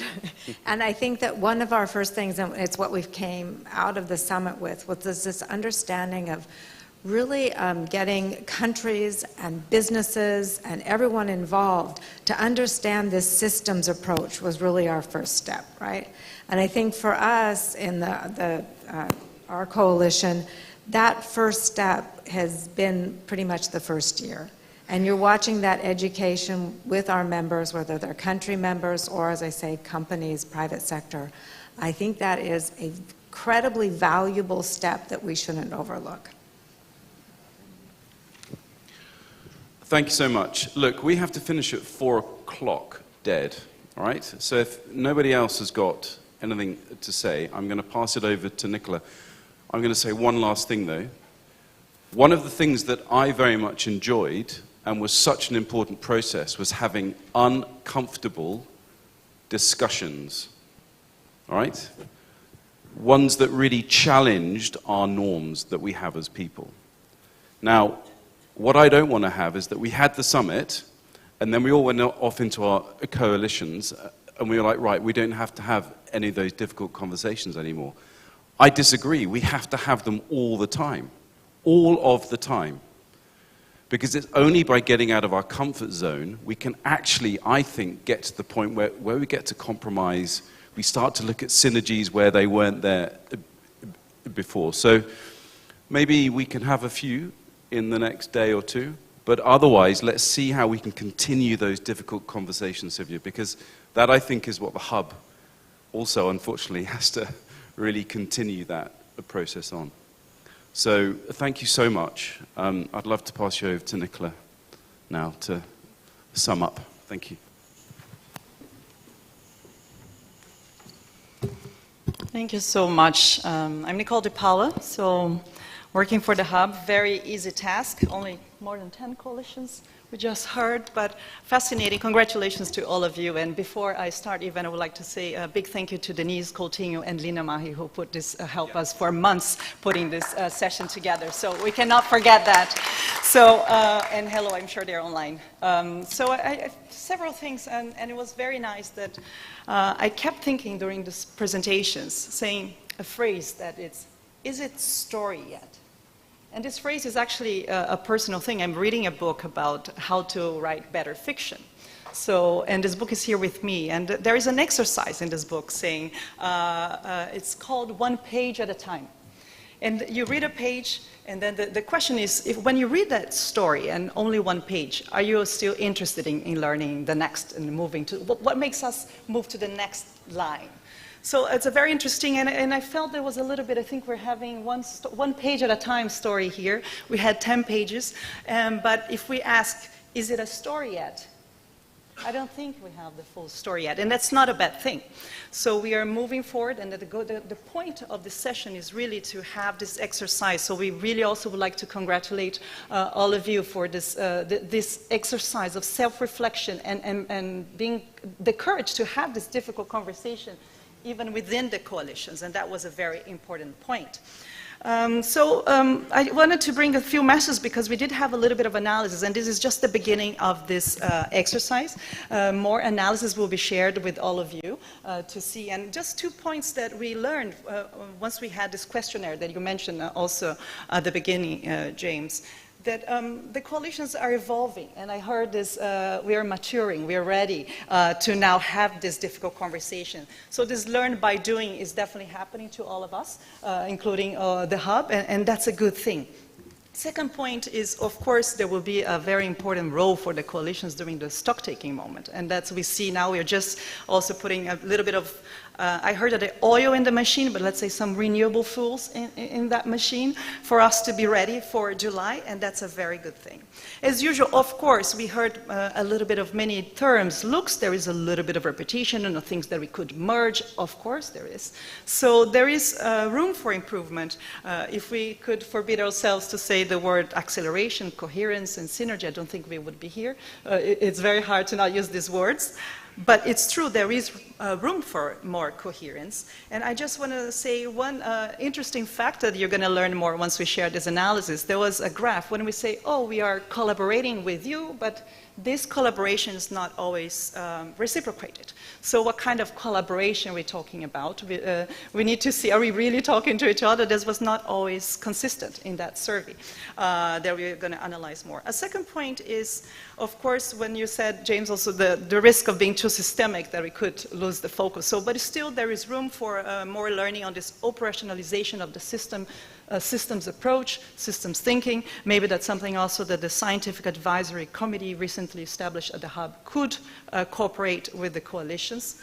And the third point that there is room for improvement, it's in this survey there was only 55% of the coalitions, the people who responded, who said that they thought about this theory of change.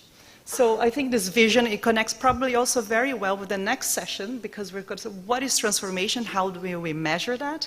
And half of the coalitions maybe need to go through this exercise a little bit more in depth. So a little bit of a conclusion is that there was a framing that I was reading the other day on a paper, and I think the role of this coalition is they are doing three things. They are speeding up, accelerating the impact of the countries and the pathways. They are mapping expertise through this time of they're trying to look and having a common language, perhaps. That's very important to have when you have so much diversity, which we should embrace. That's a good thing as well. Second thing, they are scaling up. They are influencing higher institutional levels. That's something that we see. And the third is scaling deep, and that's also an area that we could do better, that changing minds and values. So I think, of course, as part of engaging the youth and other actors is very important, and I heard about this today. So Oliver, you said it won't be easy. No, it won't be easy. We need to, that's why we're here. I don't think we like easy things. So Sylvia, you also said at the beginning, you said, and we didn't agree on that, but you said what kind of a story we're going to have. And that's a very interesting thing, because if you see in a movie, a good movie, you're going to have it's very intentional. Every scene is there for a reason. And so in the same book that I started talking about, there was a phrase that I said, well, a director or an artist, they take responsibility for that piece of art. So I think we need to all think like artists, take this responsibility. We have all different roles to play. But if we think like artists, I think we're going to have a masterpiece at the stock-taking moment. So thank you very much.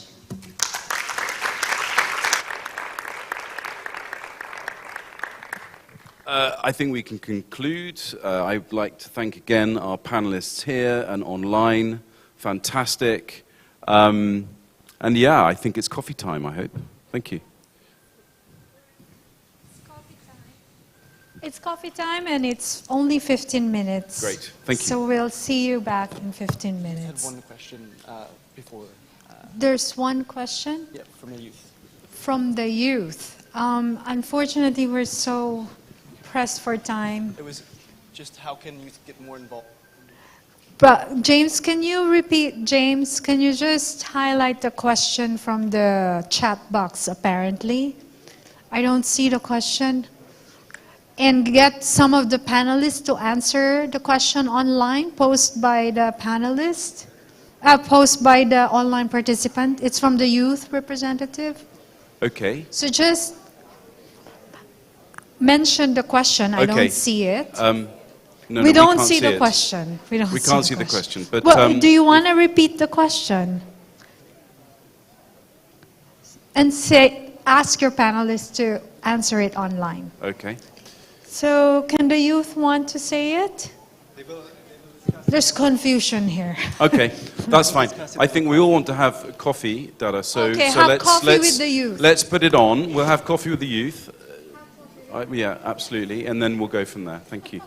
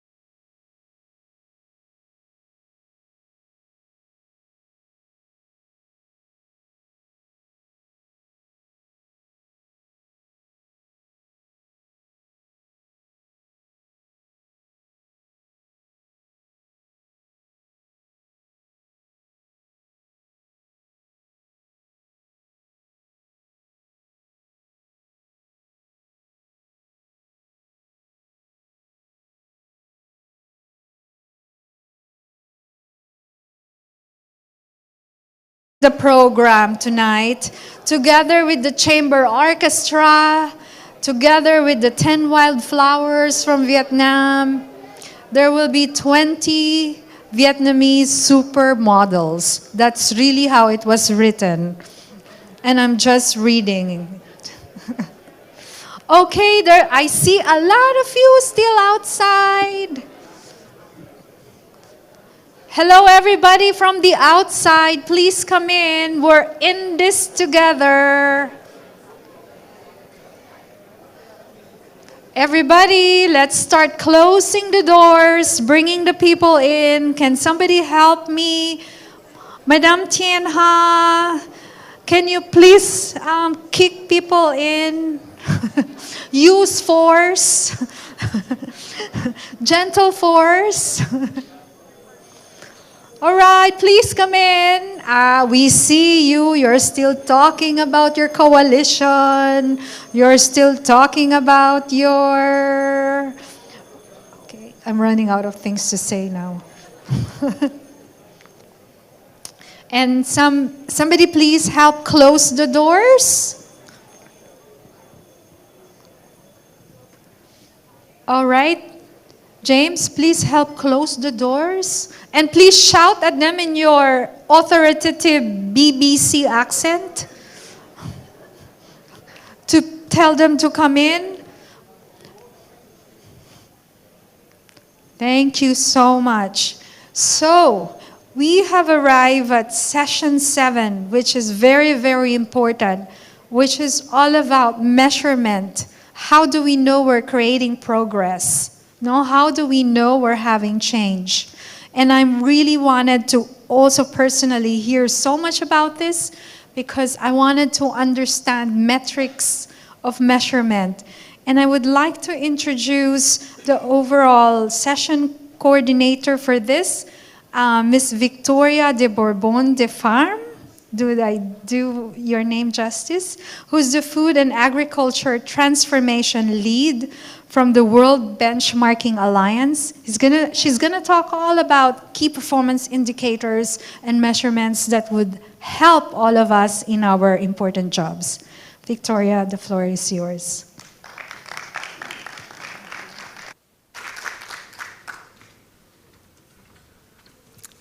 Thank you very much, Dada. Ladies and gentlemen, thank you for filling up the room. I hope in the course of the next half an hour, we will be filling up with many more, because indeed this is a crucial theme. We've heard about what needs to happen, how it is happening, but we can only, when we are measuring things, we really see whether impact is being realized. So welcome to this session with the very inspiring title, Measuring Transformation. I hope you didn't get lured away by the technical terms that we will be only discussing KPIs. We won't, I trust you. I am indeed Victoria de Bourbon de Parme. I'm leading the food and agriculture transformation at the World Benchmarking Alliance. We're assessing 350 of the biggest companies from the food and agriculture space on food systems transformation. But I have been assigned as the moderator. I promise you I will not be speaking in detail about metrics, indicators, and all the nitty-gritty stuff. You know what? Because we've already discussed that many years ago and in very big detail on the 3rd global conference of this One Planet Network Sustainable Food Systems Program. So I hope that reassures you, and I hope it will make sure that people fill up and come in the room, because the panelists that we've selected here today to speak to you will be the users of these tools, the users of measurement, the implementers of measurement, the ones that are learning from those measurements and are acting on what they are seeing and what they are evaluating. So, and actually the panel is very diverse. I think, optimistically say that we are the most gender women-friendly panel that has been on stage so far. So please be excited when I'm welcoming the panelists. And so we will be talking to you about the implementation of these mechanisms and the learnings, and in the longer term about how these tools are creating accountability. How are we creating an accountability mechanism to hold the private sector accountable? We are putting a lot of pressure on governments, But we haven't spoken a lot about the private sector yet. How are we bringing them in? How are these tools being used by governments, by investors, by the civil society, and by the entrepreneurs and businesses themselves to create this change that we need? I will also want to ensure that, given the very active and exchangeable field trips you had today and the busy panel we just finished, that we will have ample time after panelists' intervention for Q&A. But I would want to go beyond Q&A. It should be about also your reflections, your ideas, and this is the moment also to learn more about the UN food system's stock-taking moment, which is coming up in July. So keep that in mind. Keep that in mind when you're hearing all the information coming at you today, that please, we want to hear from you. We've all got great experts and specialists here in the room. So we need to have that collective brain power to make a very strong stock-taking moment in July, but also in the years ahead. So with that said, I would like to introduce our keynote speaker, who you've already seen in the session before, Ms. Sylvia Ekra, Deputy Director of the UN Food Systems Coordination Hub. They are in the lead to organize the stock-taking moment, and she will give a keynote address to set the scene and to tell us more about this stock-taking. What can we expect, and what is coming up in July, and where is there still open flexibility to give input and to give suggestions? So a warm welcome for Ms. Sylvia Ekra.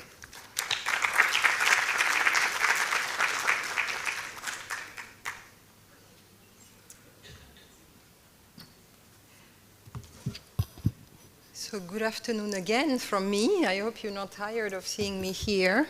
As Victoria said, this session is as much about measuring transformation as it is about accountability. And the beautiful thing about the Food Systems Summit is that at the very end of it, before everybody was ready to go back and start the implementation in their countries, the Secretary General of the United Nations already took the commitment to reconvene the global communities 2 years after, showing that accountability was already into the DNA of the whole process. So thanks to that, we are going to have stock-taking moments regularly from now on, every 2 years until 2030. And I'm going to give you more information about this first one because I think it really helps us better think about accountability and measuring transformation at different levels. Next slide, please. Or do I have? No, I don't see a remote that I could use here.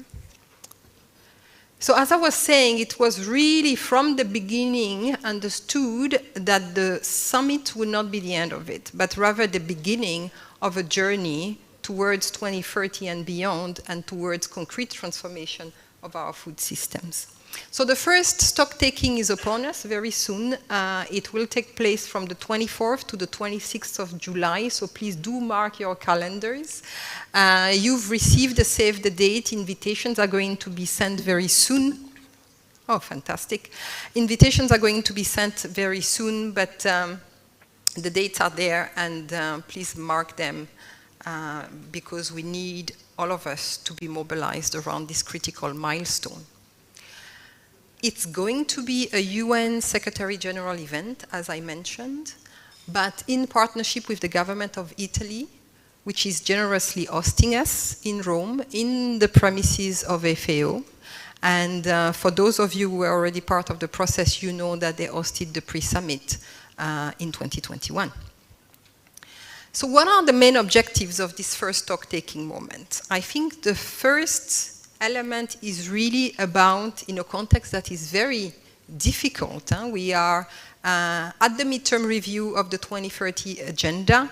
Hunger is on the rise, poverty is on the rise. Some of the indicators that we had when we adopted the agenda in 2015 are at the same level as back then. So it's really about solidifying this global understanding that when we manage to transform our food systems and make them more resilient, healthier, equitable, sustainable, what we are doing is really rescuing the whole 2030 agenda and creating better outcomes for people, for planet, and for prosperity, leaving no one behind. I think that's very important. Christine was telling us about human rights and livelihoods and equity and inclusion yesterday. That is also at the center of what we are going to discuss in July. And of course, making or preparing a better future for future generations.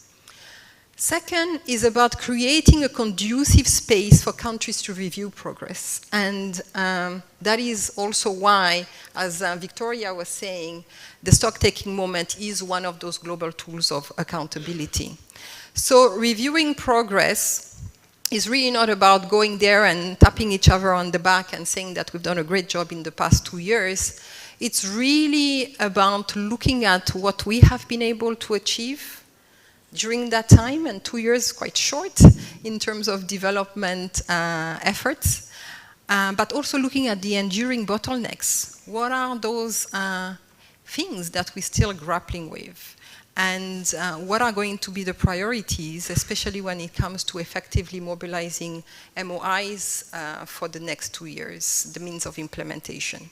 And then finally, sharing inspiring examples of action by states and non-state actors to really demonstrate that the seeds are taking off and that it is possible. So these early signs of transformation is also one of the important outcomes that we hope that we can generate at the stock-taking moment. It's really, in the words of the DSG, a race to the top, and we want to be able to bring those that are at the front of this race to demonstrate to others, and we all know, we've heard in the session before on coalitions that it is difficult. We want to show that it can be done. So what is the vision here? It is really about action. So it's not a second summit. It's not about going for another discussion about what needs to be done. It's about taking stock of what we have achieved and what remains to be achieved. So it's an action-oriented stock-taking moment. In all the regional meetings that we've had, this is what countries said, that they wanted this to be about implementation. It has to be a lucid review of progress, and I mentioned it before. It's not a glossy, beautified account of the situation. It would be really tone deaf to do that, considering that when we had the summit, the war in Ukraine had not happened, and that all the crises that we are going through at the moment are either driven or amplifying food systems problems. Inclusivity in the sense of all the different sectors that will be part of it, all the different actors. So again, it's not just for member states, but also for non-state actors and for all the stakeholders, making sure that everybody is included and that all the topics are approached in an integrated manner and not siloed. So this systems approach you will see also in the way the program is being designed, so that we are not discussing different bits and pieces of food systems in a disjointed manner. Optimism grounded in realism. Again, I was talking about the tone of the meeting. We cannot go into a stock-taking moment that is all gloom and doom, but the indicators and the global context are clear. So we really have to manage to balance a good dose, a healthy dose of optimism, but grounded in the realism of where we are, and having a nexus approach and really centering resilience. I think, again, all the crises that we had recently, including COVID-19, had an impact on food systems, and food systems we know are some of the drivers of the triple planetary crisis that the global community is grappling with. The program, I'm going to go into the details shortly. It's really 3+1 streams of session, a high-level opening segment. So again, mark the calendars of your decision makers and leaders. We are looking at a grand opening with the Secretary General of the United Nations, but also the Prime Minister of Italy, and a select group of heads of states to really elevate and demonstrate how high the global community is considering this session to be. There will be several tracks happening in parallel of high-level sessions, plenary sessions, leadership dialogues, where we're looking at the interlinkages with the different pillars of sustainable development, especially the events and side events. And many of you, I know, are preparing your applications for side events. Don't miss the deadline. And you are all encouraged really to convene and rally around submissions that are multi-stakeholder, multi-sectorial. And a high-level closing session where the outcome is going to give really the direction of travel for the next 2 years, because there will be a stock-taking moment in 2025. So this is a broad overview of the program. Nothing is cast in stone, but it's giving you a little bit of the flavor of where we're going with these different tracks of the program and thematic areas. And I think you will all find yourself in those. And you will also see this effort of approaching it from a food systems perspective and not siloing the elements. The journey to the stock-taking moment, and I promise this has been like this from the beginning. I did not add the 4th Global Conference because we are here. It was always meant that Hanoi and the One Planet Conference was a key milestone en route to Rome, and tomorrow at the closing, this is really what we're going to do. What are the key messages that we have consolidated here that we are going to take to the stock-taking moment? I mentioned regional meetings that we've had in 5 regions that have really helped us also understand the different dynamics that we are seeing in different regions. And many of the member states have told us it's not one size fits all. Regional cooperation is important. Let us look at local context. So you really have the global level, the regional level being very important, and then the national level. July, I mentioned, is when we're going to have the stock-taking moment in Rome. But in red, as you can see, is really a key moment, which is the SDGs Summit, and the stock-taking moment conclusions are going to feed directly into that, because food systems transformation is one of the key transitions that are necessary to accelerate the implementation of the SDGs. COP28, very important. We have a great engagement with the COP28 presidency, and we know already that they're going to be at the stock-taking moment, and we're going to continue to elevate the climate-related aspects of food systems transformation at COP28, and there will be a stock-taking moment in 2025. And I think I need to go fast because I'm getting signals here. This was the journey that we took and that is still in progress. So the regional meetings I mentioned, one block that is very exciting is the second one, the voluntary progress reports. Countries kept asking us during the process to have a clear picture of where we stand, but also to have a picture where we can compare and see how we're doing. So the only way to do that is to have a template, a standardized way of reporting. It's a voluntary exercise, but we've started getting reports from some countries already, even before the deadline. So I think there is a good deal of enthusiasm in going through this exercise, and we are encouraging countries to hold national dialogues before preparing their reports, so that these are inclusive reports and not just the perspective of one ministry. And you all please invited to go and support countries in this effort so that it is as evidence-based as possible. The program design, we are looking at co-creation really, even if it's an SG event. I think there is really this openness in working together on this, the engagements. And then a report from the Secretary General as an input into the stock-taking moment, plus a stakeholders contribution report that we are discussing with our stakeholders advisory group. And there again, I think many of you can input and feed into that. So that, I hope, clarifies the whole stock-taking moment for many of us. it is really a moment to seize. I'm very happy to continue the conversation bilaterally if you have questions, but we're looking forward to seeing many of you in Rome in July. Thank you very much.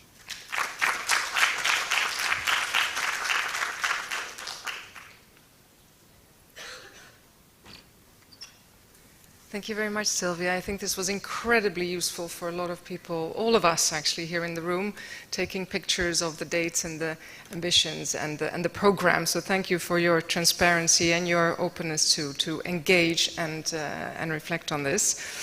I would love to call the panelists on the stage now for you, and starting with His Excellency Dr. Sanjo Faniran, the National Convener of the Nigerian government. Please, warm welcome. Second panel speaker, Ms. Nadine Gambosa, Director of Food Systems Coordination at IFAT, and also the Chief Means of Implementation at the Food Systems Coordination Hub. Warm welcome. Then I'd like to invite Ms. Kate Blasak, Director of Protein Transition at the Asian Research and Development. Warm welcome. And finally, here in person, Mr. Jamie Morrison, Senior Advisor, Policy and External Relations at GAIN. And we have a fifth panel speaker who will be joining us virtually. I'd like to introduce you to her already, Ms. Vissal Ben Moussat. She's an entrepreneur and youth representative, and she's the founder of Sand to Green. Welcome.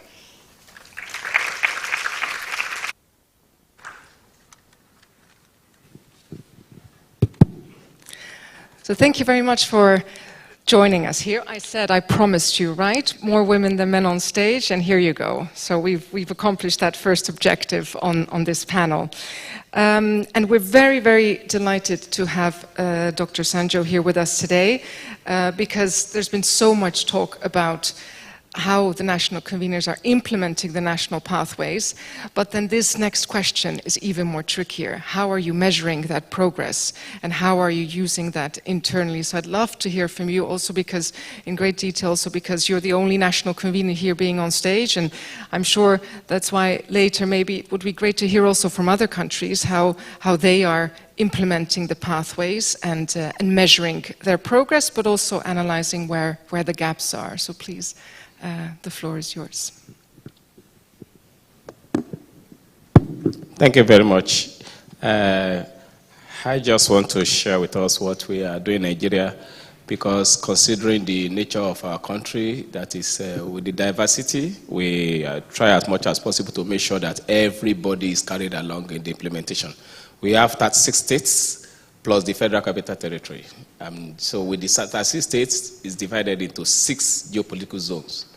And we have what we did as my ministry, Federal Ministry of Finance, Budget and National Planning, coordinate all sectors and all activities at both federal and state levels.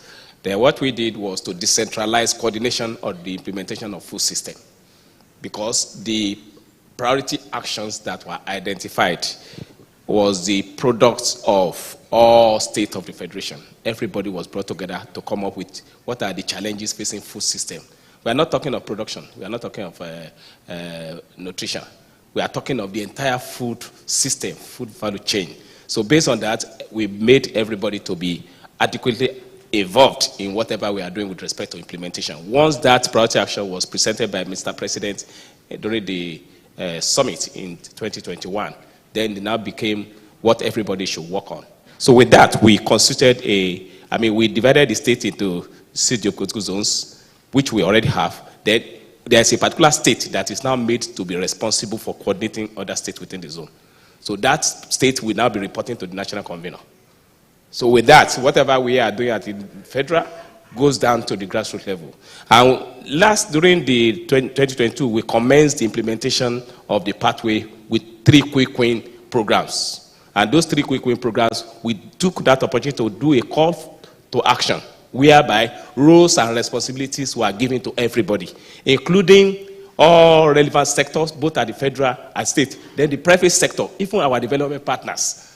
This year now, we did a mapping of all development partners that are supporting food system, and we called them together that we want synergy in supporting food system, not nutrition, not agriculture, but the entire food system and food ecosystem. That is the value chain within the food system. So with that, we believe that we'll be able to achieve the objective of the implementation that we cut across the entire country. Then we also constitute a task team, a national task team, 2023 task team. Then we now came up with action plan for 2023 because we are in the process of developing our strategy, implementation strategy for the entire system. It's in progress. Maybe before July it will have been completed because we are rushing it.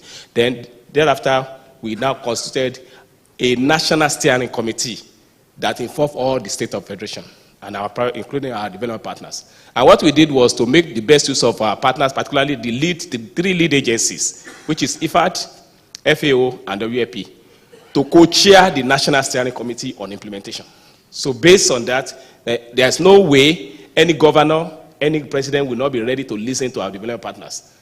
Once they inform them that they want to see them, they will be ready to listen to them. And that is why what the essence of the steering committee was to use them for advocacy, such that every state within the zone will be ready to implement the food system. Because the priority actions are those things we identify that will move our food system forward. So if it will move our food system forward, then it must cut across everywhere, including the private sector. So the national task team is a multi-sectoral, multi-stakeholders team that is thinking for the implementation of the food system. So that is what we did. And in terms of benchmarking, we made sure that with that, we now be able to galvanize, to elicit information on what each and every one of them are doing with respect to implementation. So we have a baseline information. We already have a means of data collection. We also try as much as possible to make sure that we include the National Statistical Office, the National Bureau of Statistics. They are collaborating with our development partners. They have conducted several surveys to collect data on agriculture and food system, which are supposed to be used to inform policy. Then we're also working on the development of some national food system dashboard. We have constituted a committee, and the committee have also constituted an advisory group in which I'm a member, such that we have a dashboard that will speak to whatever every stakeholders are doing, both at the federal level and the state levels, and even the private sector. We have what we call technical working group of all stakeholder MDs. Because the food system is not about agriculture, it's about all the value chain. So even the Ministry of Information has a role to play. Because in terms of communicating healthy diets, they need to let the general public know that, yes, this is what you are supposed to do to be engaged in healthy diets. Then we also have the National Nutrition Policy, which is actually which the food system is riding on. The National Nutrition Policy is there, and we have the multi-sectoral plan of action for the nutrition policy. And we did not use the nutrition policy to also hang. Nutrition policy is now subsumed into the National Food System Transformation Pathways. And the government has invested in science and innovation, providing grants to research institutions and promoting technology transfer in the agricultural sector. So all relevant sectors are expected to focus on their roles. Everybody has been given roles. The private sector, the public sector, all sectors, the Ministry of Health, the Ministry of Agri, the Ministry of Communication, the Ministry of Transport, everybody has a representative in the technical working group. And we are discussing on a regular basis. We have every 2 weeks we meet to discuss. Then every week the task team meets. Even this evening now, we are going to meet. Despite the fact that I'm here, I've already organized a meeting by 9 p.m. today, which is 3 p.m. in Nigeria. We are going to have the meeting of the task team to discuss the progress so far, because we are working on zonal consultation on the national strategy for implementation. So that's where we are for now. And that's the arrangement we are doing to make sure that we'll be able to benchmark every relevant stakeholders to see whether they are doing what they are said to do. And that is what we are going to use to collate our report for the stock taking moment. So that we'll be able to know whether any of them has anything to offer. Because there is nothing in the pathway, in the priority actions that we have not been doing before. We are already doing it. The only thing is that there is no reporting. So now we want to see what you are doing, and you are doing differently based on our commitment to transform our food system to achieve the SDGs in 2030. Thank you. Great, thank you so much for sharing that. Thank you. And there's many learnings in there. One of them is that inclusivity is so important, also for accountability. That inclusivity, that by involving so many different actors, that helps in accountability, and the energy and passion. You're already staying here on stage, but the fact that you've really started with a stride, already having certain baseline. I know other countries have more difficulty also with establishing baselines, because as you said, it involves so many sectors and so many areas. And that actually is a good bridge also to your project, Nadine, that you're working on, to develop a tool for national governments to even better be able to measure what investments are going into food systems. And so very excited that you will be speaking on that today, and I believe you have a PowerPoint to accompany that. So please take the stage.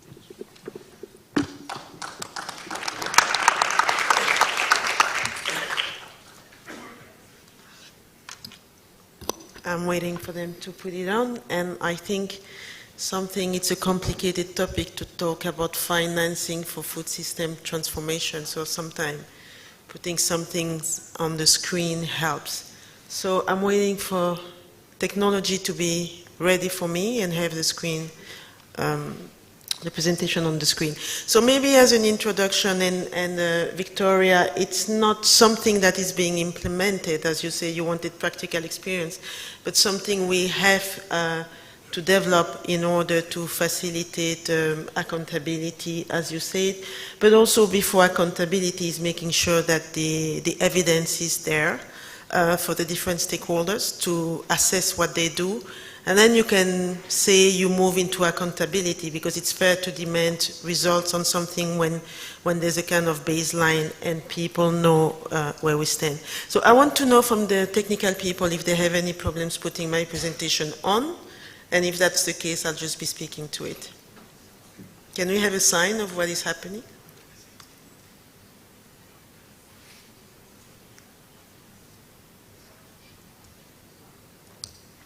Okay, so let me just do that verbally. Not everything needs to be on the screen.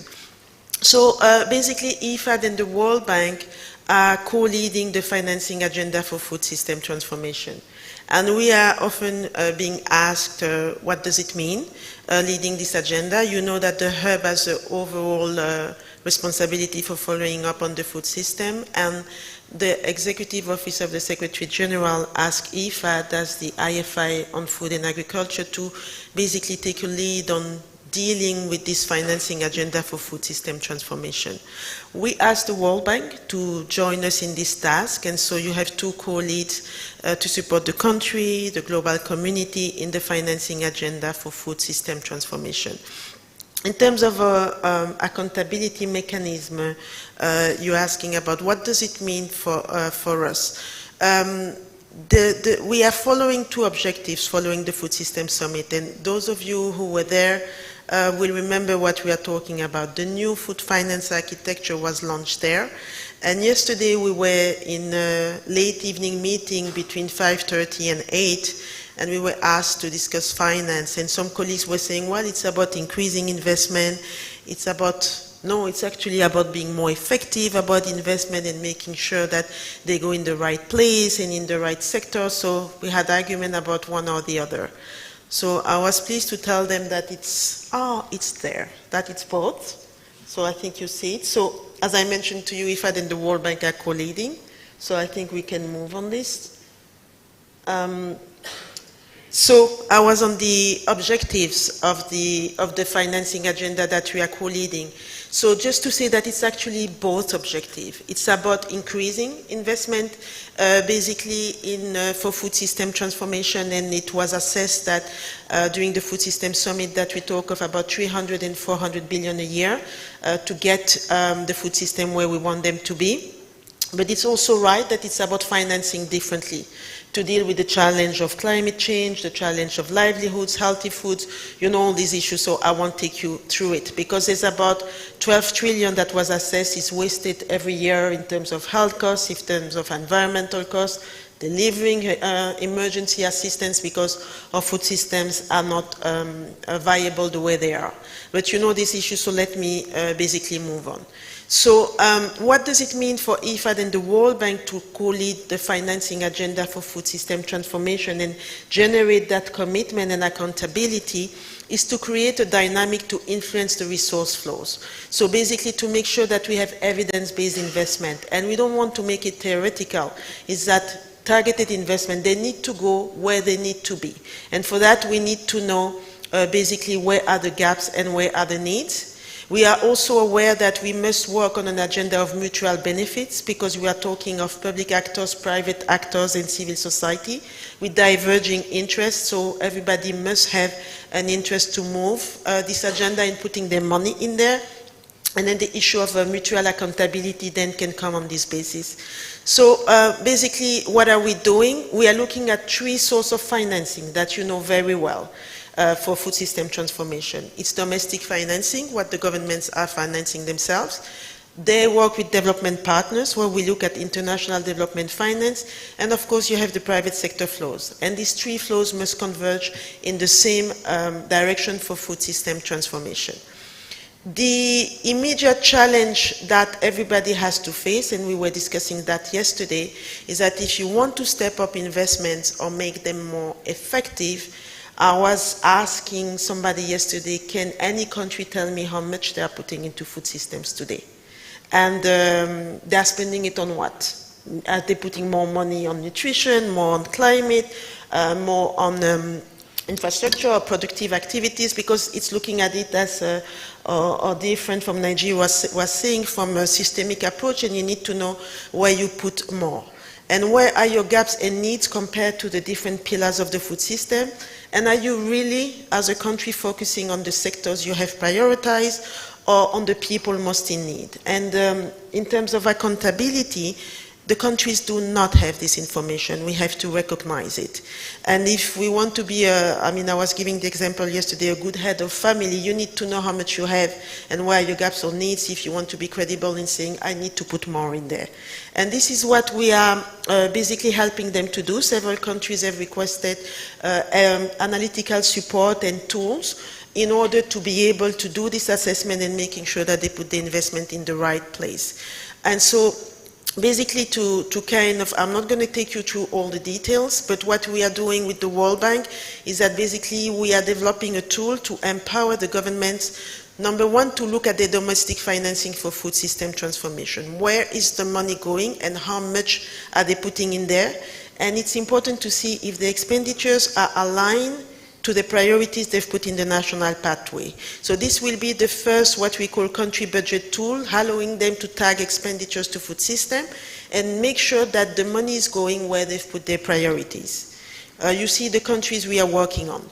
It's a methodology where we basically look at the food system framework. You have different pillars. We are looking at agriculture, health, nutrition, infrastructure, social protection, climate change, and then government can see in all these sectors what they are spending. You will see graphs, up, down, and different things, and they will see where they are spending more, and then they can look if it's aligned with the national pathways.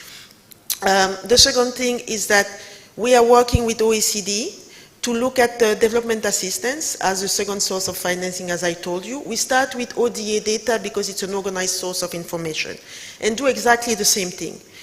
Which donor countries spend what, how much, and for what purpose, to what pillar of the food system. Are they targeting the country most in need, and are they targeting their priority pillars? It's also evidence to prioritize ODA to the areas of the food system which are most in need and the country most in need. So here you see that we look at domestic financing and basically development assistance. And of course, the third source of financial flows is the private sector. What I haven't told you is that we work with open source data. Government have national budget which are public, so you can work with them to organize the information. Development partners do that through OECD. The private sector, they own this information. So you don't know how much they are spending on food system in order to work on co-investment at the country level. So basically, we are planning to have, during the stocktake, a dialogue, and I've started talking to some of them with the private sector to say, how do you make the information on private sector flows available so that you look at the tree and we can have a full picture, and that can be helpful for co-investment, de-risking, mutual benefits, whatever you want to do with it. So basically, this is what this is where we are. I must say that we are not doing this alone. It's complex to define the methodology for the countries, development partners, and the private sector to measure food system But we recognize that we don't need to do this alone, that there's experience. So we have, in Latin America, ICA working with us. We have the GAIN colleagues working with us. We have 4SD, David is there, who is one of our advisors. We are working with FAO, OECD, ATI, McKinsey, of course World Bank and IFAD, and Africa regional organizations like the African Union, AGRA, or Academia 2063. So just to reassure you that we are not doing this in isolation. Finally, for the stocktake, our objective is, in March, we selected pilot countries and got the methodology. In the month of April, we are collecting the data for ODA with OECD and with the countries, and we hope to start looking at it by May. We have the first results for the pilot countries, and so we want to have a kind of a good pictures on 15th of June, and these countries will be able to share the experience of what having information on investment in food system, domestic resource, private or donors, does to them in terms of being able to know where are the gaps and needs and engage a conversation with the partners and internally on financing food system differently. So basically, this is where we are, and thank you. Thank you, Nadine. Thank you, Nadine, for that elaborate explanation, because indeed it is pretty technical, and I also appreciated that it's still in different phases of development. So some projects and initiatives also here in the room where when we're engaged in this, we're building the bridge as we walk already on it, and therefore great that you already are sharing these insights for many national conveners here of incredible relevance. Now, making a step to a bit more towards the business side, and really excited to have you here, Kate, speak to us about protein diversification and the research and projects you've been working on, especially as you are engaging institutional investors. And that is a stakeholder group we haven't heard about during the past few days. So really excited how you're bringing them in, how they can be a powerful lever to get the private sector to change, and the learnings that also the stock taking can take from that. Please, Kate. Thanks, Victoria, and thanks to the World Benchmarking Alliance for the invitation to participate on the panel, and to the host country, of course, which I'm delighted to return to. Asia Research and Engagement is a social enterprise headquartered in Singapore with a new office in China. We collaborate with institutional investors for sustainable and compassionate Asia. And essentially, we conduct collaborative engagement with those investors to stimulate change in the corporate sector. In particular, of course, I'm the director of the Protein Transition Program, and protein has been a bit of an elephant in the room, perhaps, and not spoken about so much. But I'd like to define, as we do with the investors, protein transition. It's about responsible animal protein production and sourcing for us, and more sustainable protein production and sourcing. And when we say sustainable proteins, we mean everything from traditional plant-based proteins to agroecology or regenerative farming, and alternative proteins as well, which also haven't been spoken about so much.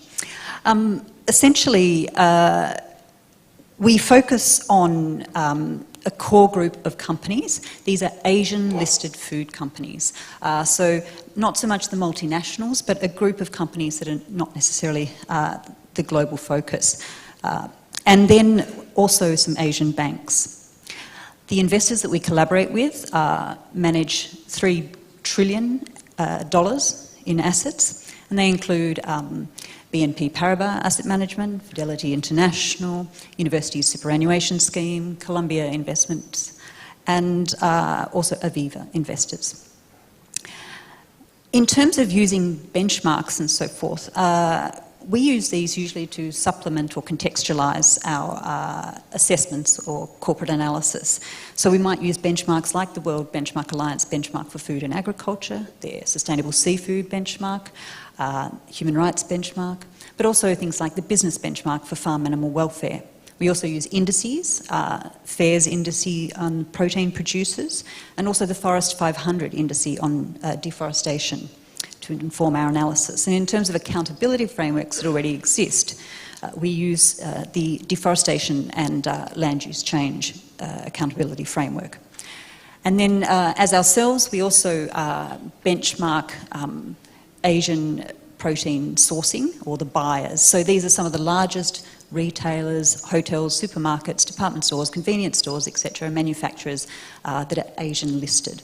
And so from our simple baseline assessment, that helped to inform a platform that we developed last year. So I guess in terms of operationalising some accountability, essentially what we did with spend last year, reviewing numerous sustainability frameworks, indicators, including the SDGs and so forth, and of course consulted with companies, and the investors were part of this the whole way through. And we developed what's called the Asia Protein Transition Platform. And in doing that, we wanted to inspire companies towards an aspirational 2030 vision and goals to sort of enable a bit more sort of ambition in the sector, if you like. And then to embed accountability, we developed 40 what are called expected disclosures. These are non-financial disclosures that the investors particularly look for when reviewing sustainability reports and company performance. These are important. They're not reinventing a new framework. Many of them are already in existing sustainability frameworks. But it's important to say that they particularly focus on protein. And they range from governance related to protein, traceability, standards, labour and just transition, public health, responsible antibiotic use, farm animal welfare, climate of course, deforestation, biodiversity, water and waste, sustainable seafood and alternative proteins. And it was timed very well to integrate the Good Food Institute and FAIR's alternative protein sustainability framework. So in doing that, we encourage and help drive sustainability in the corporate sector. We encourage diversification, as Victoria touched on, diversifying to other alternative proteins, which in some of the hub cities of Asia are really starting to boom, and quite exciting as an opportunity to alleviate many of the sustainability challenges that the food system faces. We encourage starting to reflect on business as usual and making sure that companies integrate mutual priorities of climate, biodiversity, human rights and so forth. And so we will also embed accountability by reviewing 100 plus companies against these 40 expected disclosures and report that in Q1 2024. So maybe that's enough for now. Pass back. Oh, thanks a lot, Kate. Thank you. And rest assured, I'll make sure we have time for, as I said, Q&A, but also reflection. Great, thanks, Victoria. Yeah, so I'd like to speak to one of the particular challenges in developing and using monitoring and accounting frameworks in the context of food system transformation. And that's balancing, on the one hand, something which is globally comparable with something which is relevant to national level decision makers and can really help to push forward the agenda at the national level. And I'll try to do this by speaking to two initiatives that were launched in the run-up to the Food Systems Summit. The Food Systems Countdown to 2030 initiative and the Food Systems Dashboard. And I'll be speaking more as a user of these instruments. I'm fully aware that there's at least 3 or 4 people in this conference who've been involved in the development, so please take my comments as a perspective from a user. So basically the Countdown to 2030 initiative was developed as a response to a lack of a comprehensive framework for tracking food system transformations and for linking those to the achievements of global goals. And it's structured around 5 broad themes which align pretty well with the action areas identified during the Food Systems Summit process. So diets, nutrition and health on the one hand, environment, natural resources and production, livelihoods, poverty and equity, governance and resilience and sustainability. So that's the way the tool is structured. So it links nicely to the Food System Summit process. Under the 5 broad themes, there are a series of indicators which have been identified through a process of expert discussion, expert consultation, as indicators, firstly, for which data is available in all countries, but which help to tell a story about movements that we're seeing towards what we might feel to be positive movements in a positive direction towards the types of food system outcomes that we're talking about.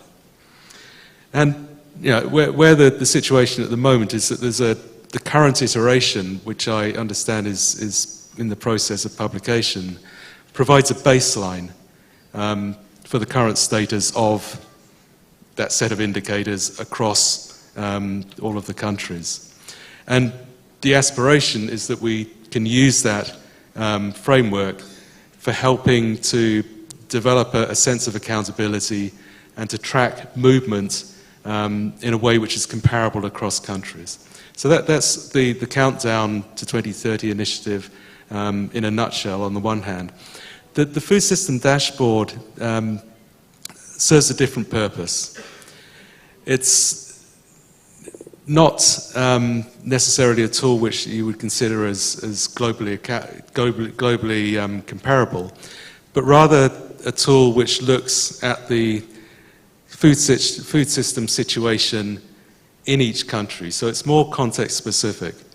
And in a similar way, it's structured around a set of themes and a set of indicators, but those indicators are not necessarily ones for which data is available in all countries. So it's less restrictive in that sense.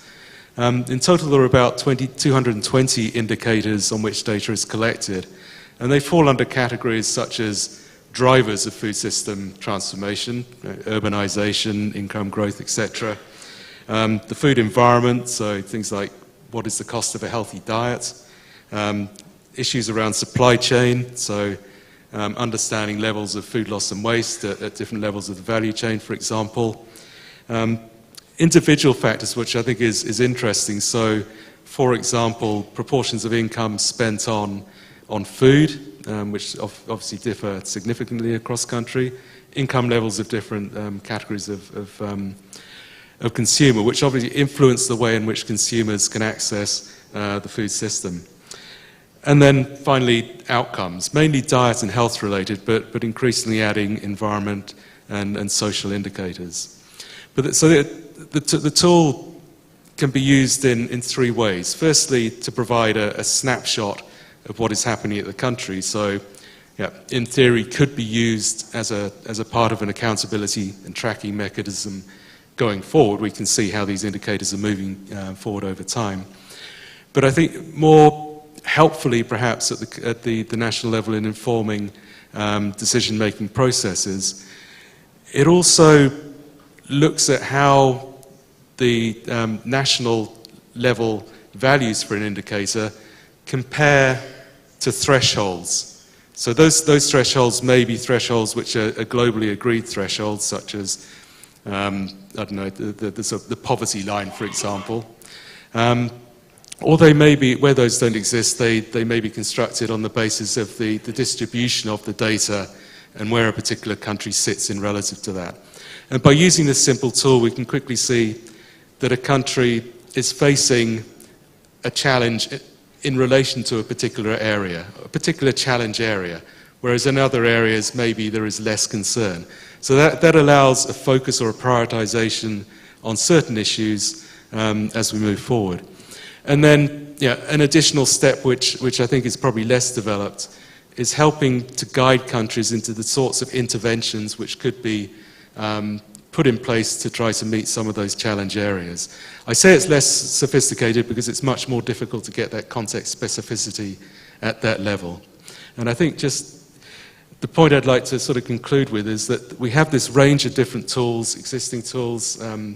You've mentioned, Kate, already how existing tools are used by the private sector. I think we need to use a bit of caution in how we apply those tools when we're talking about monitoring and accountability and what we're trying to achieve through that process. Thank you. Thank you, Jamie, for that. Thank you. Well, it's really insightful to see all the different tools and mechanisms out there and what you've brought forward of relevance to national governments. And I'd like to bring it back again to the private sector and to businesses, and really excited to have our online panelist on board, Ms. Vissal. Thank you so much for your patience and for joining us here. We need more youth representatives like yourself, and also being an entrepreneur. So really excited to hear about how accountability and monitoring has helped you to improve the project you're working on in regenerative agriculture and soil health, and the really exciting business you are leading. So please, the floor is all yours. Hello, well, thank you so much for inviting me to be part of this panel. I just want to check if you can see my screen and you hear me well. Perfect. So it was super interesting to hear the views and the thoughts on this topic of my other panelists. It's been interesting to see how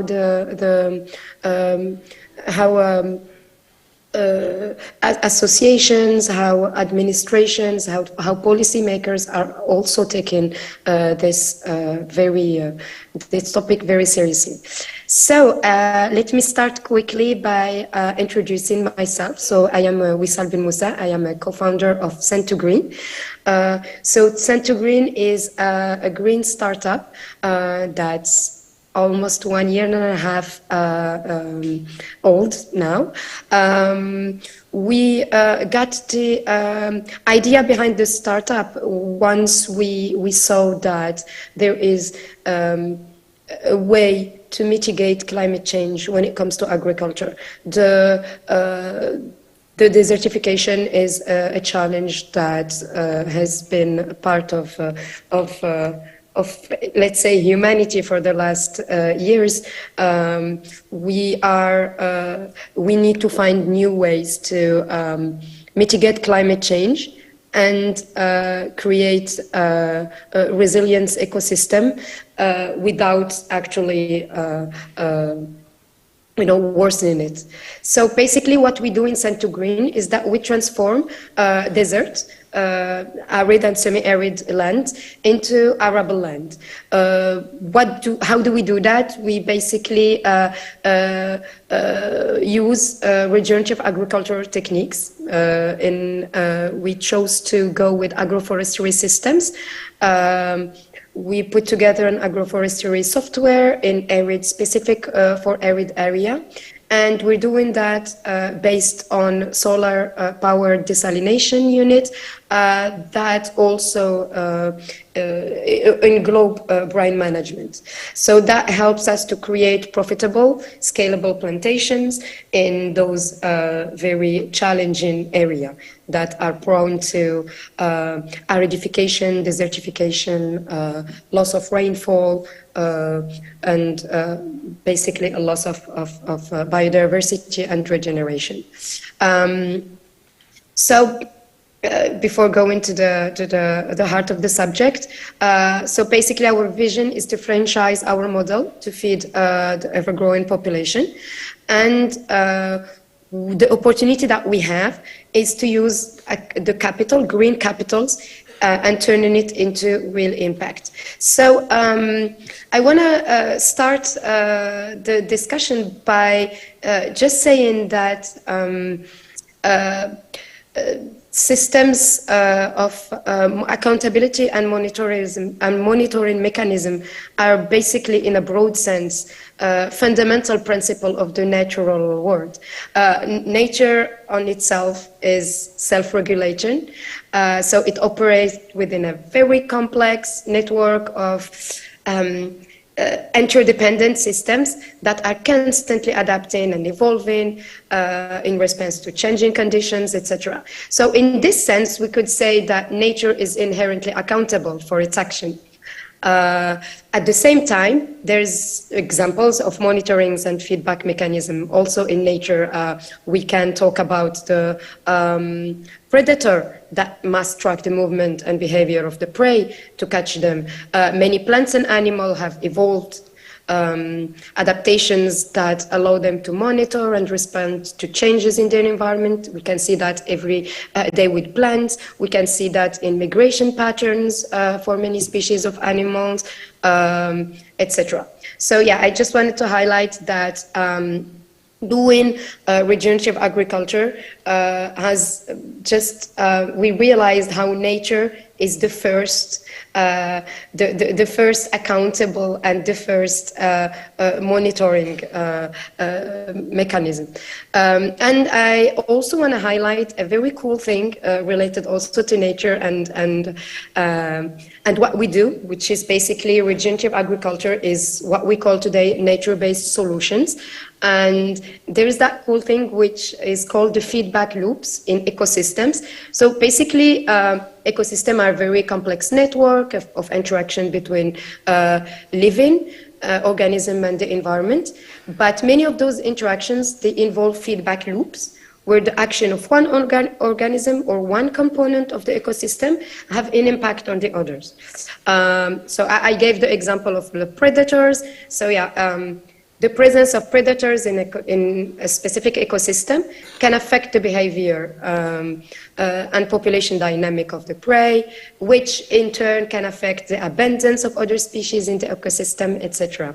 So this is a very, I think, very interesting and creative way to look at accountability and monitoring.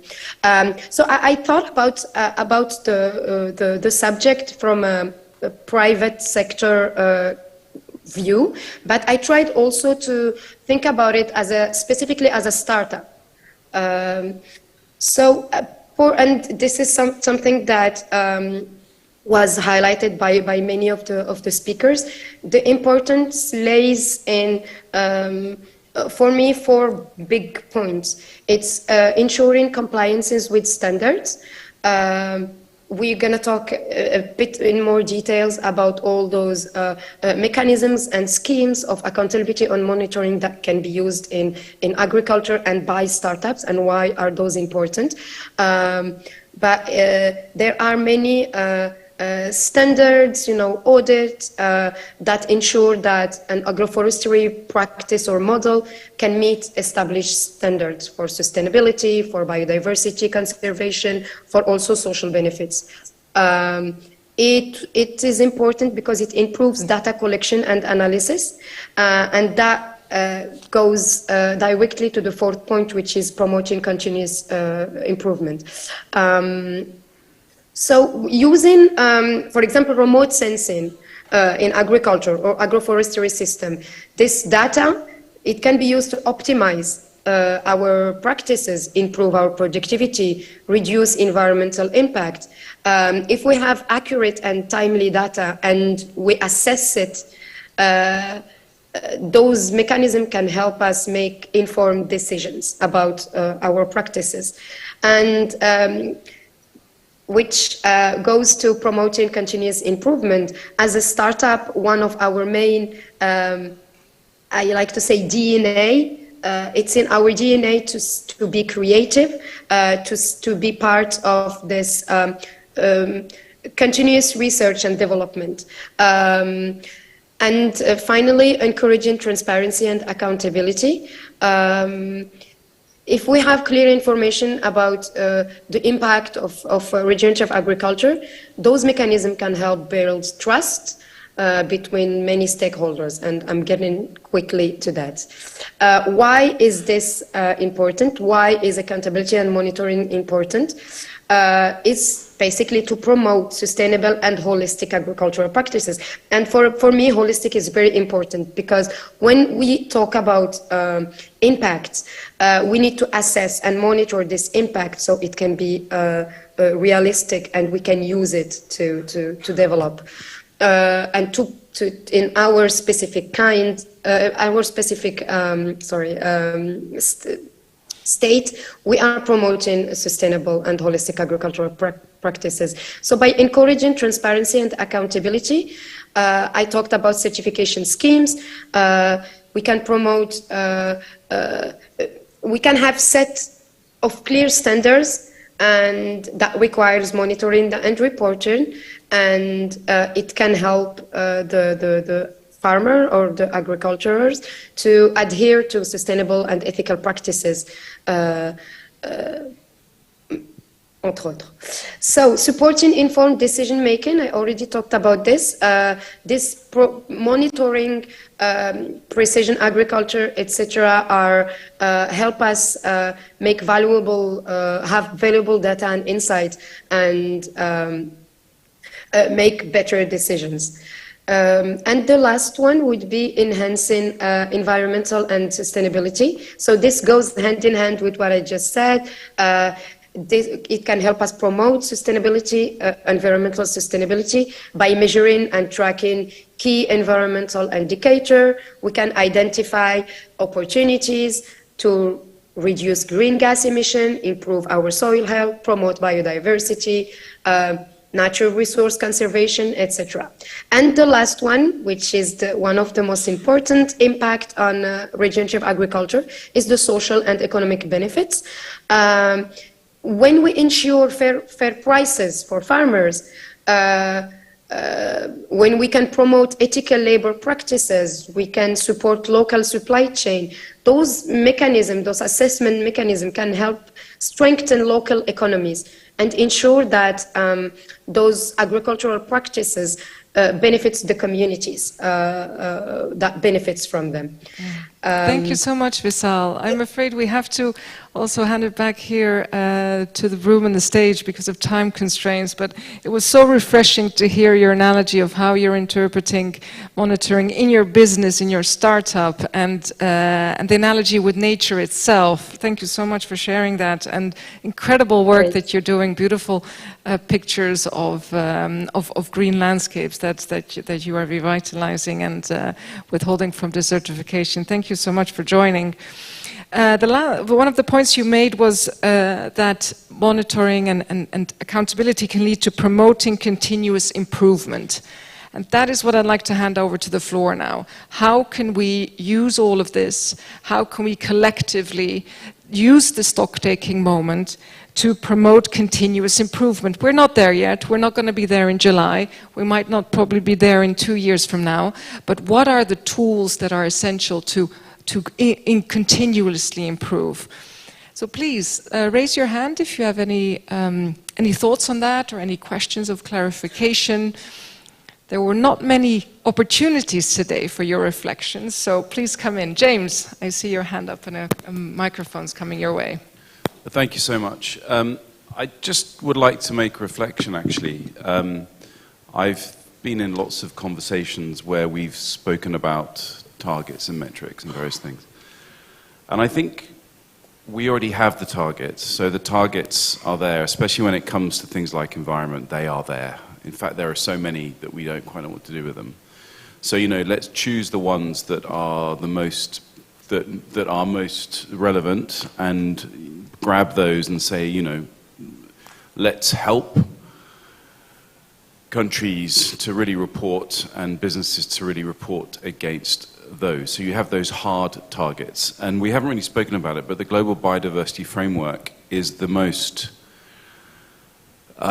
complete food systems framework I've seen. It goes across nature, through to restoration, through to consumption, through to climate. It's very, very good. So the hard targets, I think, we already have. It's a question of grabbing the right ones that are the most, if you like, reported against. But then the other one is especially when it comes to food systems, is how do we measure like soft indicators, so the qualitative side of things, have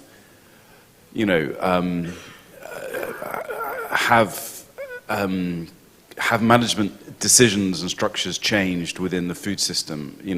Is there an improved understanding of what a food systems approach means? So I think there are two things here. There's that hard target place where I think we can grab them from the variously, or the various agreed ones, and then how do we get into these more sort of qualitative indicators that will show that there's progress being made? Thank you. Thanks, James. And I want to remind you that there's Sylvia is in the room. She will be making closing remarks. So please, any ideas, reflections, let them come in. Lisa, over to you. I'll just add on to James, maybe. So what we're aiming for here is to advance the Sustainable Development Goals. So we know the Sustainable Development Goals themselves have targets, have indicators, have sub-indicators. So it's interesting to me that we are saying, are we essentially saying forget about those targets and indicators? Let's use a lot of different ones. How are we complementing, or are we just ditching the SDGs? Thanks. I'd like to take the question on the back. Okay, thank you.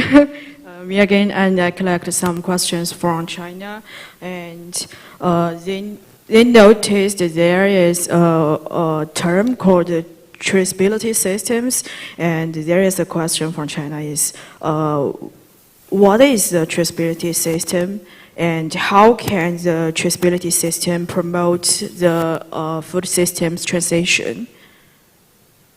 Thank you very much. Thank you. Any more questions, reflections? Then I'll, Dada, please. You already have a microphone. Very good. Yes, my personal microphone.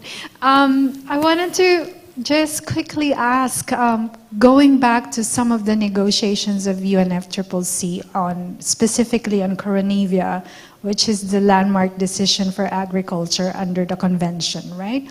And that's where food system as a concept was rejected by the agriculture negotiators on the basis of it's too widespread and they don't know which agency will handle the coordination and the monitoring of progress. So because this is the last technical session of this conference, I still wanted to ask any insights on this. How do we make it sellable to the negotiators? I haven't heard who's the responsible body who's going to oversee, do the monitoring at the national level, because this is in practical terms what we're dealing with. I deal with the ASEAN Negotiating Group for Agriculture, and I had to explain it to agriculture ministries, and they feel that food system is such a huge, overwhelming responsibility that's beyond their mandate. So I just wanted some clarity. Very important. Thank you, Dada. Any more questions before I hand it to the panel, please? Is it on? Yeah. Just from the point of view of agency, while we're measuring transformation on one level, we also want inclusion and for people at cities or at multi-levels of governance to feel that they recognize this transformation, that they're part of it. And so how do we look at that? How do we look at things like indigenous knowledge and those communities feeling this measurement reflects change for them? Thanks. All really valid points. Very good, thank you. Any more questions? So we have to go, lady there in front.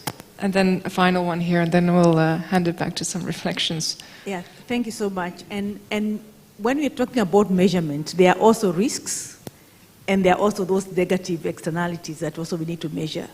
So I think maybe also think about what could be the negative impacts that are likely, that we need also to be tracking, so that we make sure that we're also reaching our goals, we can have the positive impact, but leave a trail of destruction along that route.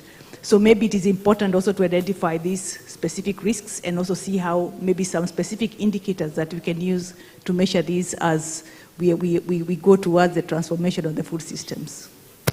Thank you so much for sharing that. I saw another question there. Yeah.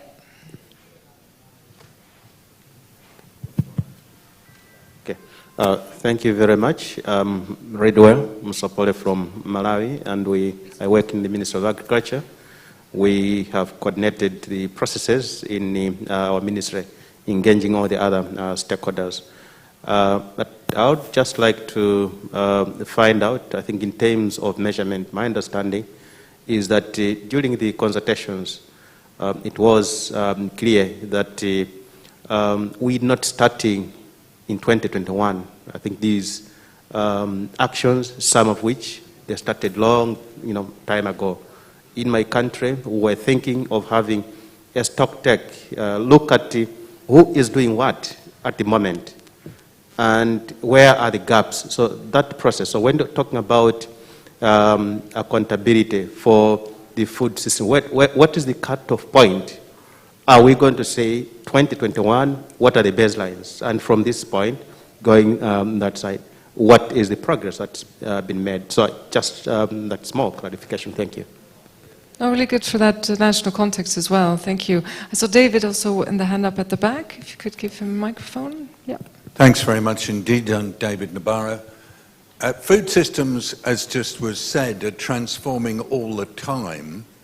And what one, I think, is surely interested in is the properties of food systems. Do they enable everybody to be food secure?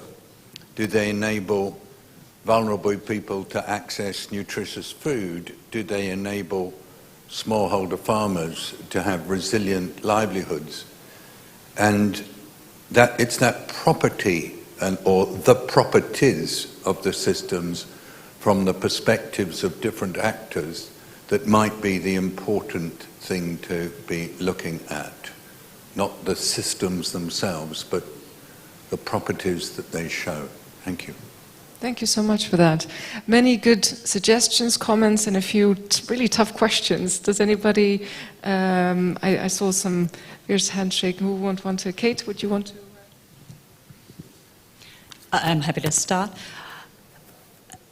Absolutely, there's a whole range of 200 plus SDG indicators, which we looked at as well. And I guess in the process that we took with investors, it was about pulling out from those and others existing sustainability frameworks like the Global Reporting Initiative, which 70% of businesses in Asia report through, for example, and thinking which are the key reinforcing indicators of the food or the protein system in our case.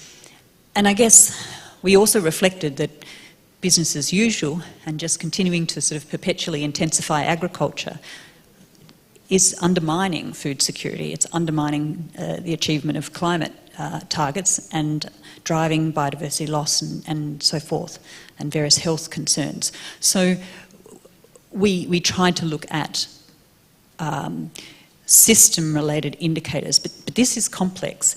And obviously a lot of work was done in 2015 to arrive at a set of targets and indicators.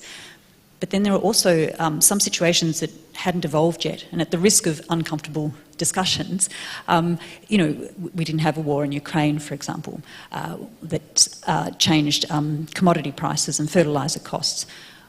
We didn't have a boon in alternative proteins and the innovation we've seen in the last 5 or 6 years in that space. And that's driven additional investment in other areas and so forth. So there's been certain things that possibly the SDGs haven't fully been able to account for, which is of course very difficult because we're having to throw a lens to 15 years into the future. So I think it is valuable to reflect on that, and it's not to say that nations are going to report beyond those indicators per se, but different industries and sectors may have some indicators that need to feed into that or contribute to that. And a lot of companies put the SDGs on their websites, but no pathway of how they're contributing to them in any quantitative or qualitative terms. And just maybe for one or two more reflections, I saw Jamie, you also already volunteered also to answer a tough question, then we'll... Yeah, just a quick reflection as well on Elise's question, but also a point that Annie brought up. So Elise, I mean, obviously it's not a case of chucking out the SDG indicators, and we've been arguing for many years that food system transformation is one of the keys to achieving many of those goals.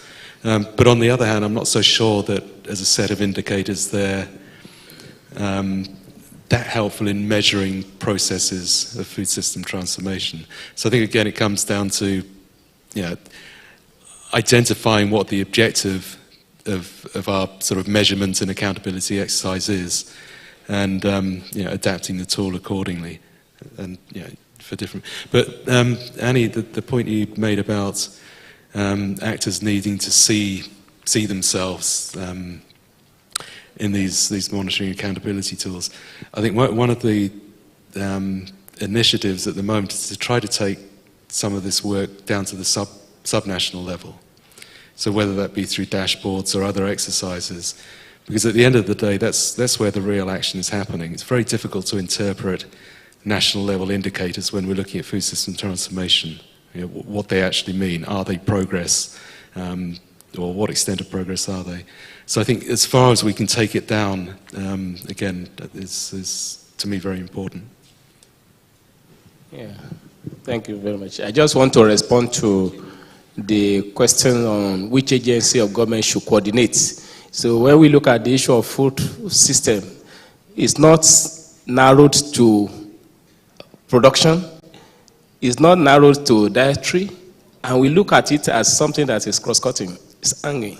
So that is why in Nigeria, we believe that national planning should coordinate with the Federal Ministry of Agric. So, and that is what we did in all states of the Federation. We targeted the Commissioner for Economic Planning and Commissioner for Agric to coordinate in all the states of the Federation. And at the national planning has national MRE system.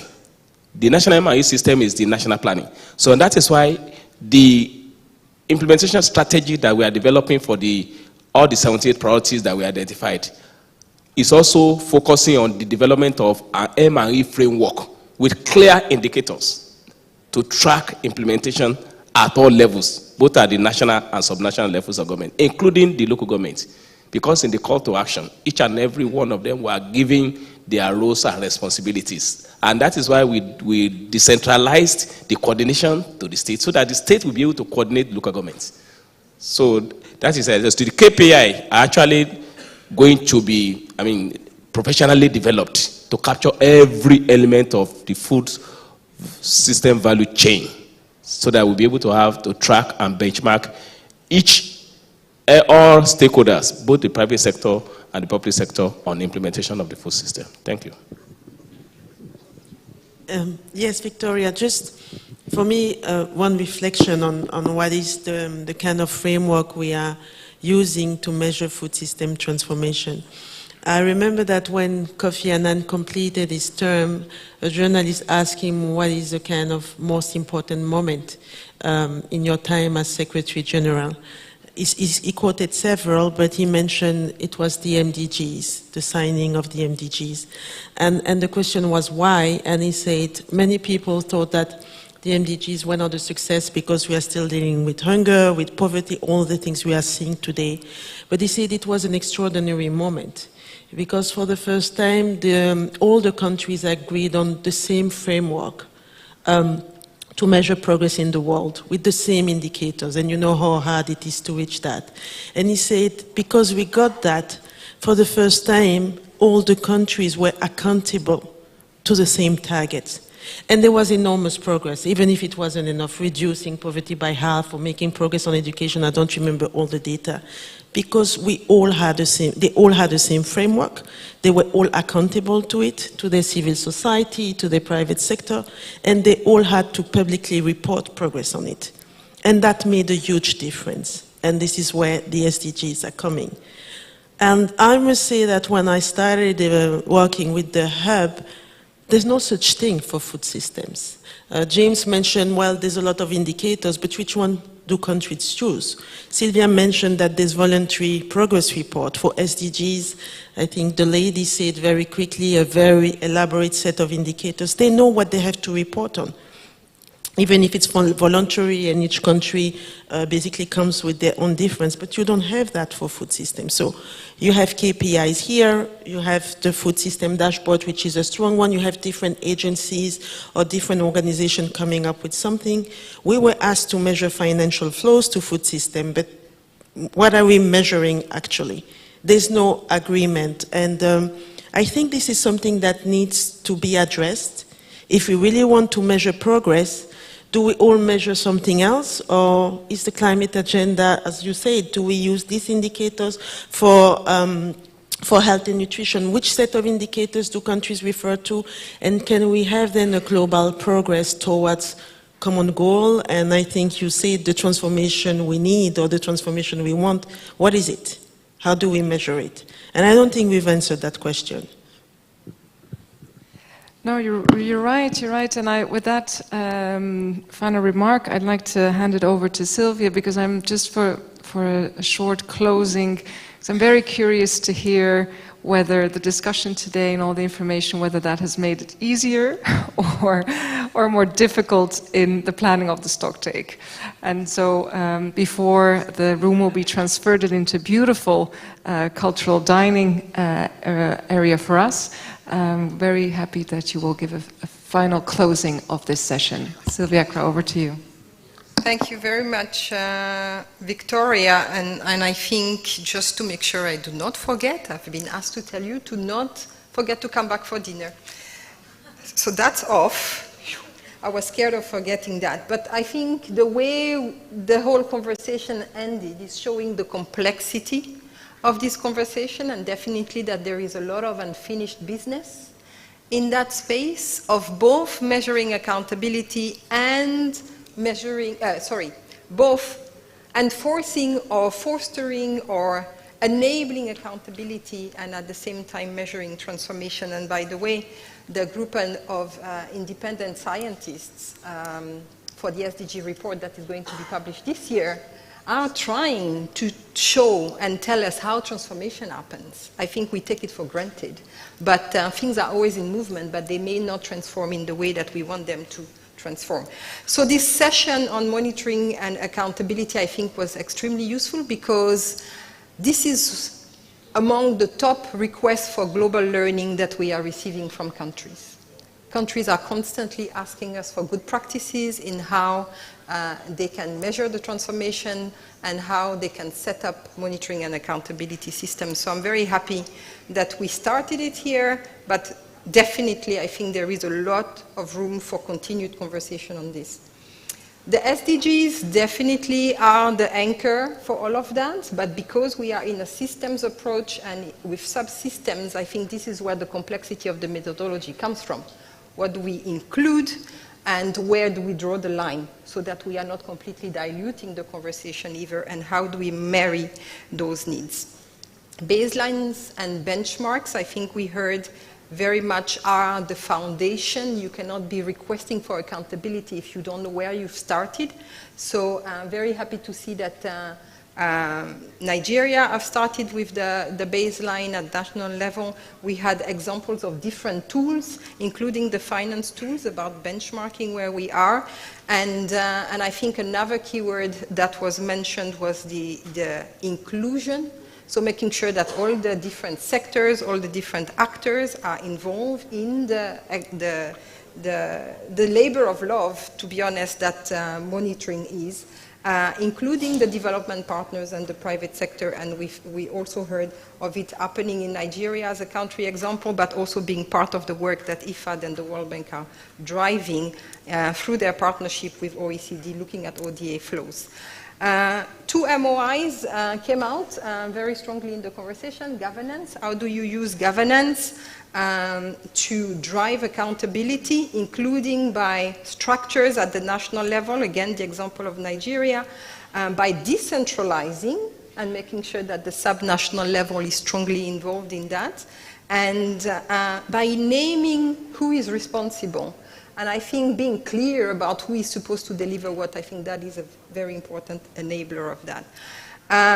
The MOI of finance came up as well. Very important to make sure that the money is flowing toward what we said our priorities are. Data, extremely important as well. Not all of it is available everywhere, which is the reason why we have to collaborate with national statistical offices and ministries of planning, and building on the existing frameworks, existing standards, existing indicators, existing targets, and then bringing coherence to all of that. Reconciling the global and the national, we heard about universality, which is one of the key principles of the SDGs. We heard about the need to be able to compare, but at the same time having the flexibility at the national level and taking the countries where they are.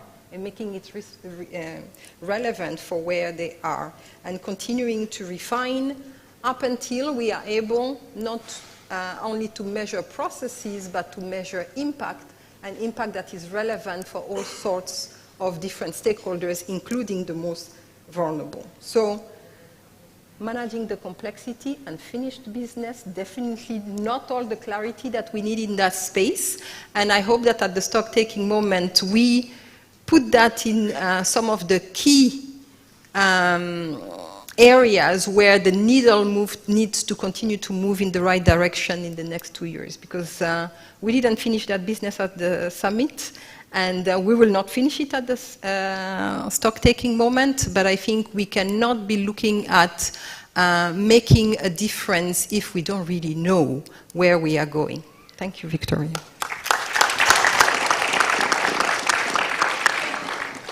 And with that, I think we have to clear this room very quickly. See you all at dinner. Thank you.